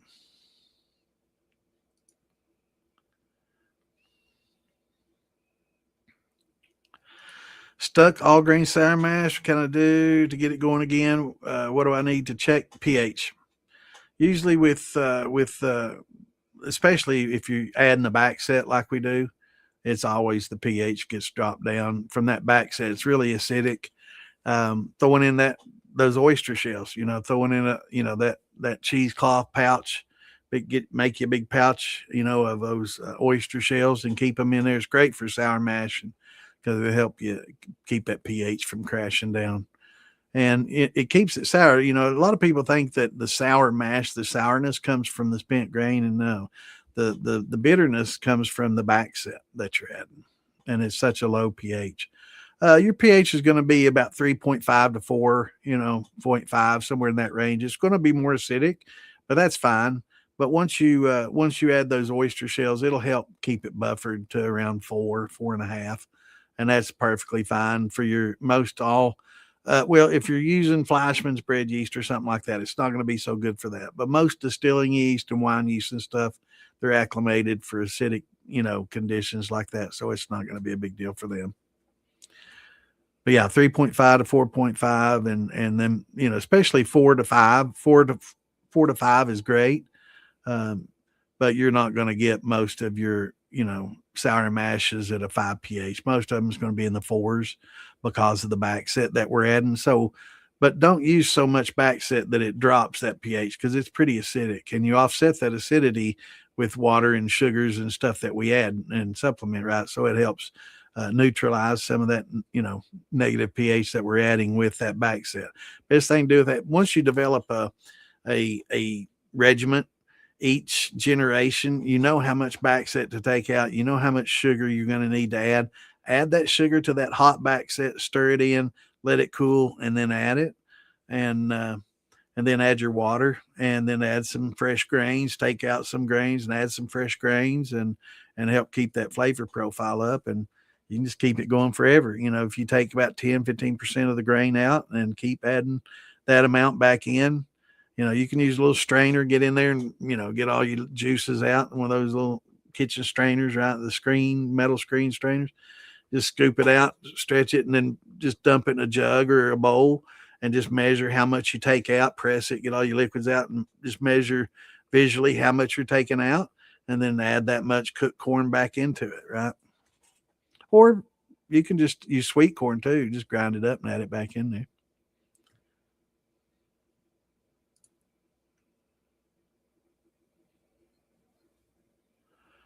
It depends on how many gallons. So, a couple of handfuls is fine if you got like a 10 or a 20 gallon. If you got a 50 gallon, then, you're going to need, pretty good amount. But once you get so many in there, more doesn't really help. It'll help buffer, but not enough. Sometimes it's not enough. But it'll dissolve them away, and you can just leave them in there. And sometimes you have to add it. After a while, you need to start adding more, right? Because it'll eat away at them, right? As it becomes acidic, that's what it does. It gets slightly acidic, and it'll just eat at that calcium carbonate, and it'll just neutralize itself and just keep it from getting really, really acidic. But yeah, baking soda or pickling lime is the best thing. Pickling lime, if you need to boost pH instantly, pickling lime is the way to go. But if you've got oyster shells in there, you're probably pretty good on that. Um, but some of the yeast may, have expired, and so maybe adding some Adding some fresh yeast might help. What's going on, Frank? Good to see you, brother. Oh, Frank was there showing off his wares. And dang on, I was going to get some pictures to show off. You're going to have to send me some pictures. Wait a minute, you already have sent me pictures. Let me see here.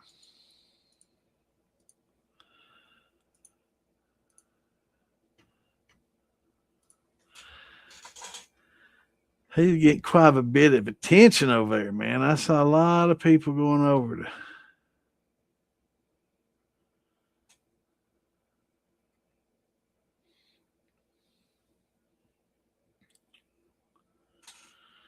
Well, hey, let me see.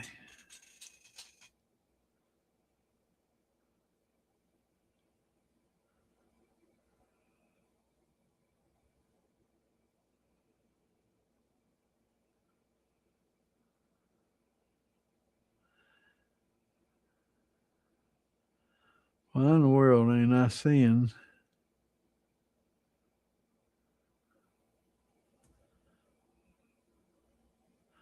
Maybe it's on my phone messenger, not Facebook Messenger. I believe it is on my phone messenger.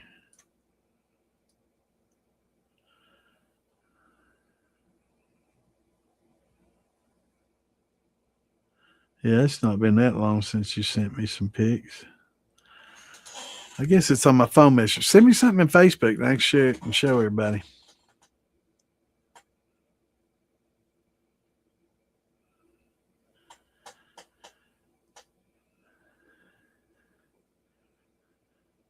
But he's got some really nice bars. He's taken some clips off front ends like Jeepsters and old 55 Chevys and different vehicles and made bars out of them. And they're really nice, really nice. Found a local farmer with corn and barley for $15 for 50-pound bag. I'm excited to give it a try. That's awesome, especially on the barley. Oh my. Damn sure. I wish I'd known that, man. I'd have stopped on the way back. But yeah, I'm having trouble finding barley now. The corn, it's okay. Is this heirloom corn or just regular yellow dent? Because if it's yellow dent, you probably, that's an okay deal. I mean, it's not bad. But if it's the same guy that has the barley, you can maybe work in a little bit of a deal. A lot of times farmers will sell yellow dent for half that, right? $7-8 for 50-pound bags. And if you're buying more, they'll definitely give you discounts on volume. But being able to find barley in 50-pound bags for $15, awesome. I'm going to have to learn how to, malt and do some malting if you want that malted flavor. But barley alone is good. A lot of people definitely prefer it malted, but it gives out a good flavor unmalted as well. It's just not the same, right? Same with corn. But yeah, that's awesome deal on the barley for sure. I'm jealous, man. I've not found any barley. I found rye, found wheat, found corn, all cheap as dirt. But I've not found barley for that, man. I may have to make a road trip, bro. Just mashed in some yellow corn, rolled oats, and figs. Awesome. That sounds good. Little mountain brandy, little mix of grain and fruit. Love it. Sounds like a good mix too.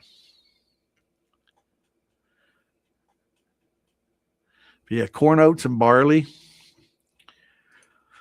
Good combo. Probably one of the most popular combos over the years. I'm sorry, I was worn out this evening. Probably one of the most popular combos that's out there is corn oats and barley. And Cobb, and a lot of people, you talk about the old Cobb moonshine, they think that you're making moonshine with cobs, which they did make a wine out of cobs, corn and cobs, and subsequently added sugar and made a shine, Cobb shine, not the great. Um, but a lot of times when you see that cob, everybody assumes you're talking about a corn cob, but it's actually corn, oats, and barley.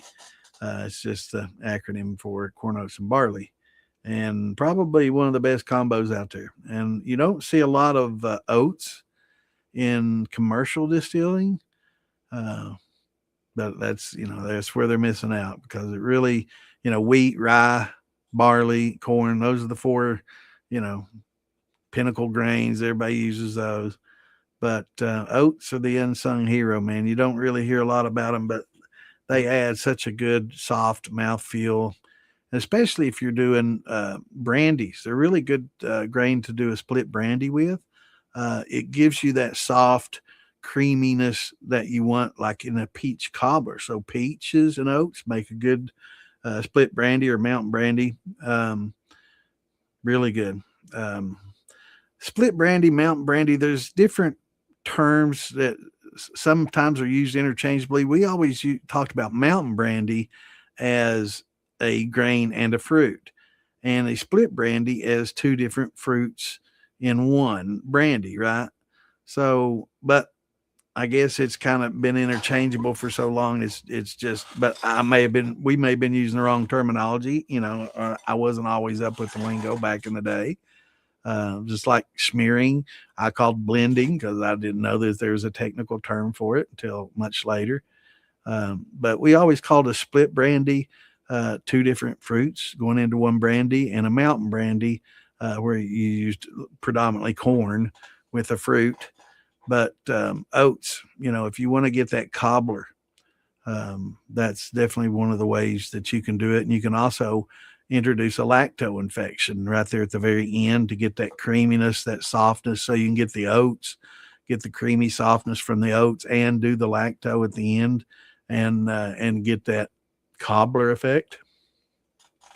But that's a little bit more advanced. But yeah.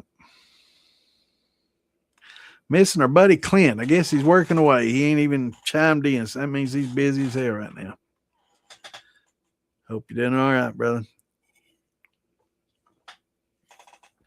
But yeah, that's an excellent deal on the barley. In fact, message me and let me know how far away that is. I might have to make a road trip and load up on it because that's a really good deal on barley for sure. Definitely get up with me, Mash. Send me a Facebook message. May have to visit you and get some of that.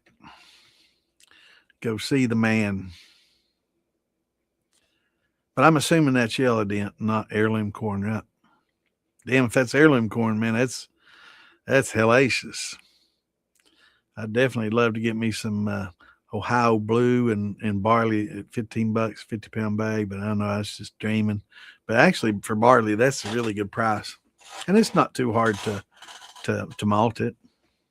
It's hard to malt it like a malt house would, and get it a good 100% or a good high 90% malt, and everything equally malted.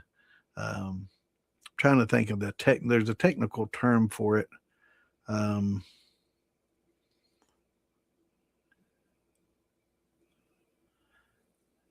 Trying to think of the technical term. He's got a bunch. But yeah, for those that haven't yet, and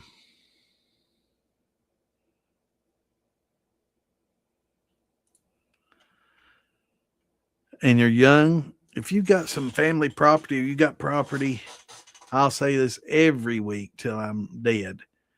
Plant trees, plant berry bushes everywhere that you can. Every fence row, just start putting blackberries and raspberries and any kind of bush, blueberries, all along the fence line. You can use the fence as a trellis, and plant you some peach trees and some plum trees and fig trees and apple trees. And 10, 15 years down the road, man, you'll be like, man, I'm so glad I listened to Santa. Because I mean, you can clone them, and propagate them, but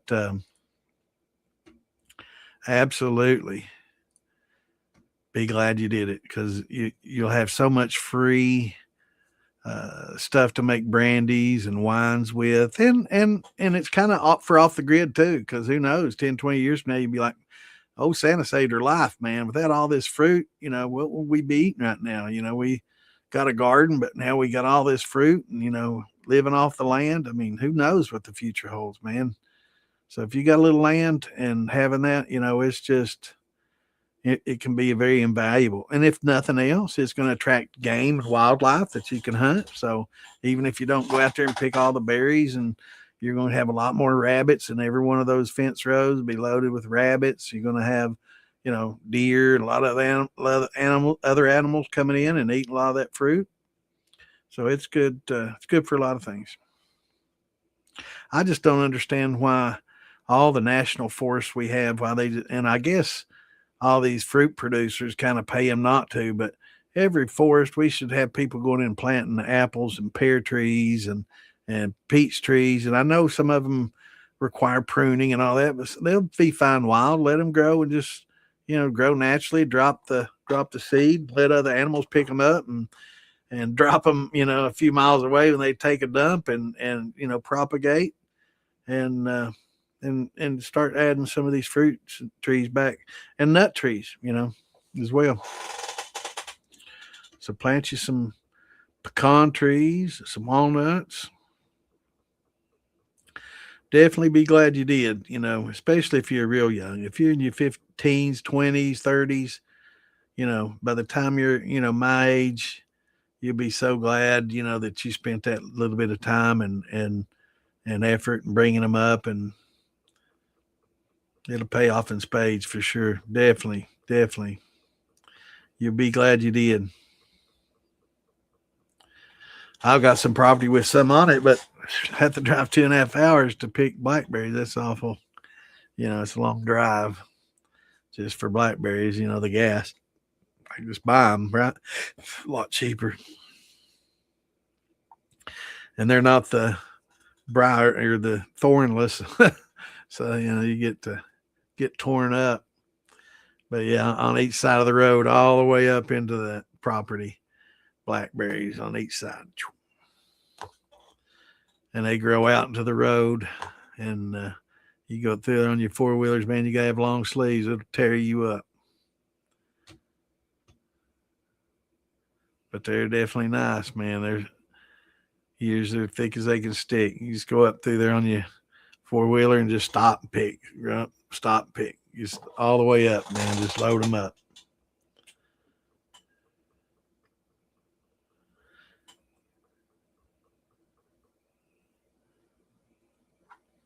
But yep, it'd definitely be something you'd be happy that you did. All right, well, it's getting around that time. It's almost 10 o'clock. I'm getting tired. I didn't feel good when I first got on here, and I'm even more tired now. But it was good meeting a lot of you this weekend for sure at the festival. I had a great time.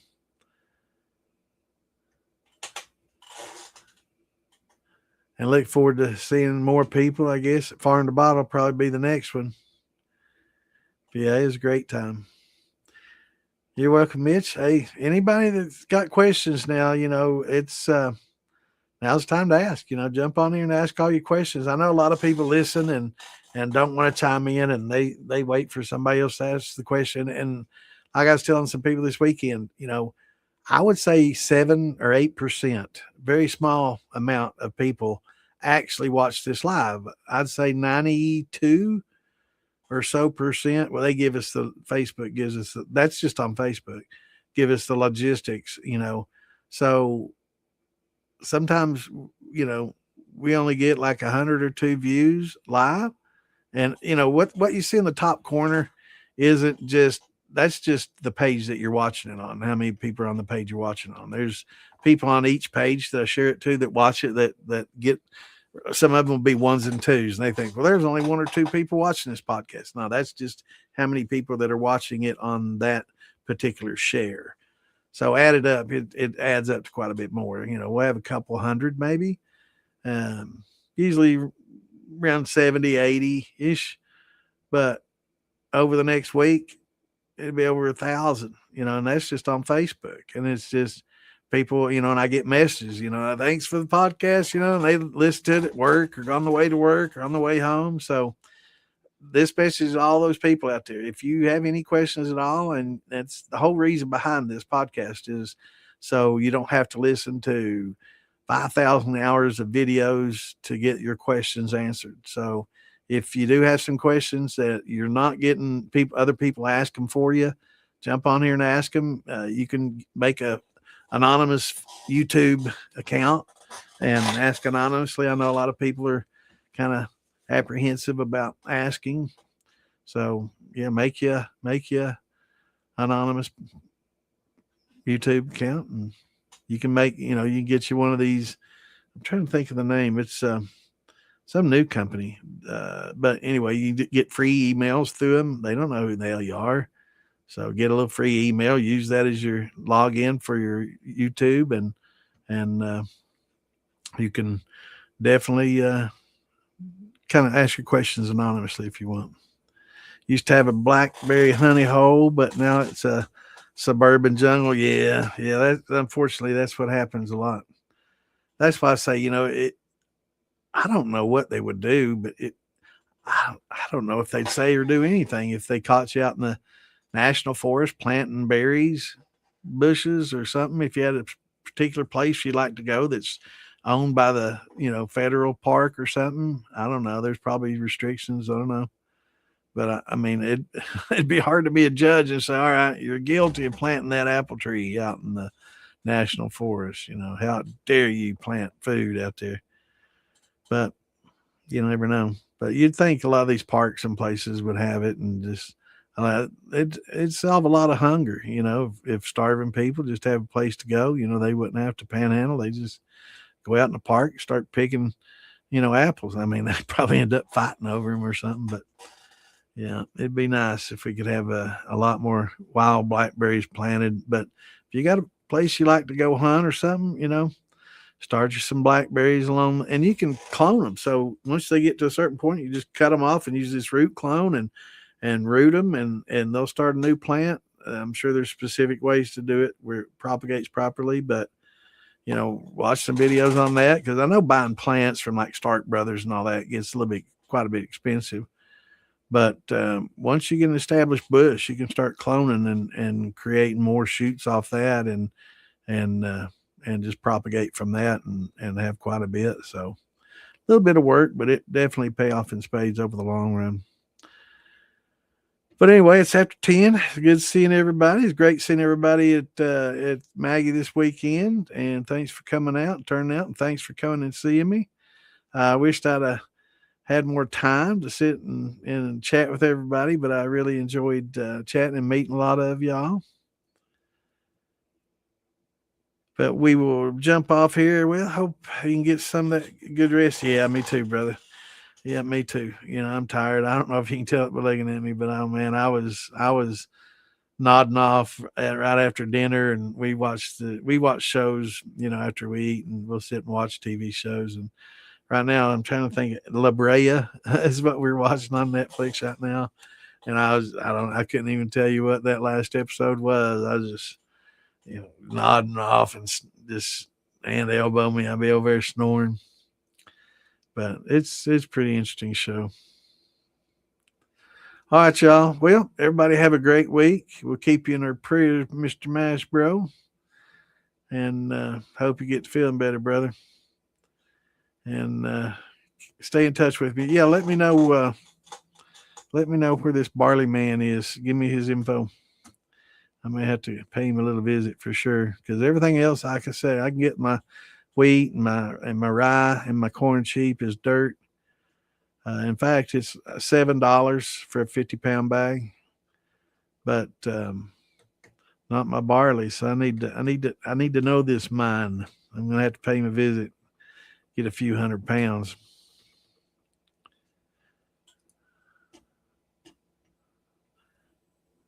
Oh, damn it, man! I knew it was gonna be somewhere out in the middle of nowhere, Idaho. Mighty. Well, if I find somebody passing through, I knew it wasn't going to be close, because I look. I don't even know. I know they grow some around here, but it's like for whiskey companies, right? And just all the barley gets bought by Heaven Hill Distillery, and they don't sell it to anybody else. It's allotted, and they get it all. I was afraid it's going to be something like that. I appreciate it anyway, brother. And I hope you get to feeling better and message me anytime you want to talk, my friend. But until this weekend, everybody have a great week. Tune in Friday. We should have the Shit Show Friday going on. That should be a lot of fun. And talk to a lot of people. Enjoy watching the girls on Thursday. That's a lot of fun as well. So a lot of good shows. And like I said, they've got new shows coming on. So look forward to seeing some of those. And should be interesting. And it's always fun seeing new podcasts come up and help promote the militia. So that'll all be good. But until this weekend, everybody have a great week. And we'll see you, wait a minute, Saturday. Wow. Saturday the 1st. Okay. Yeah. August, man. This month went by pretty quickly. All right. We'll see y'all Saturday the 1st. Till then, peace out. Shine on. Love y'all. Have a great week.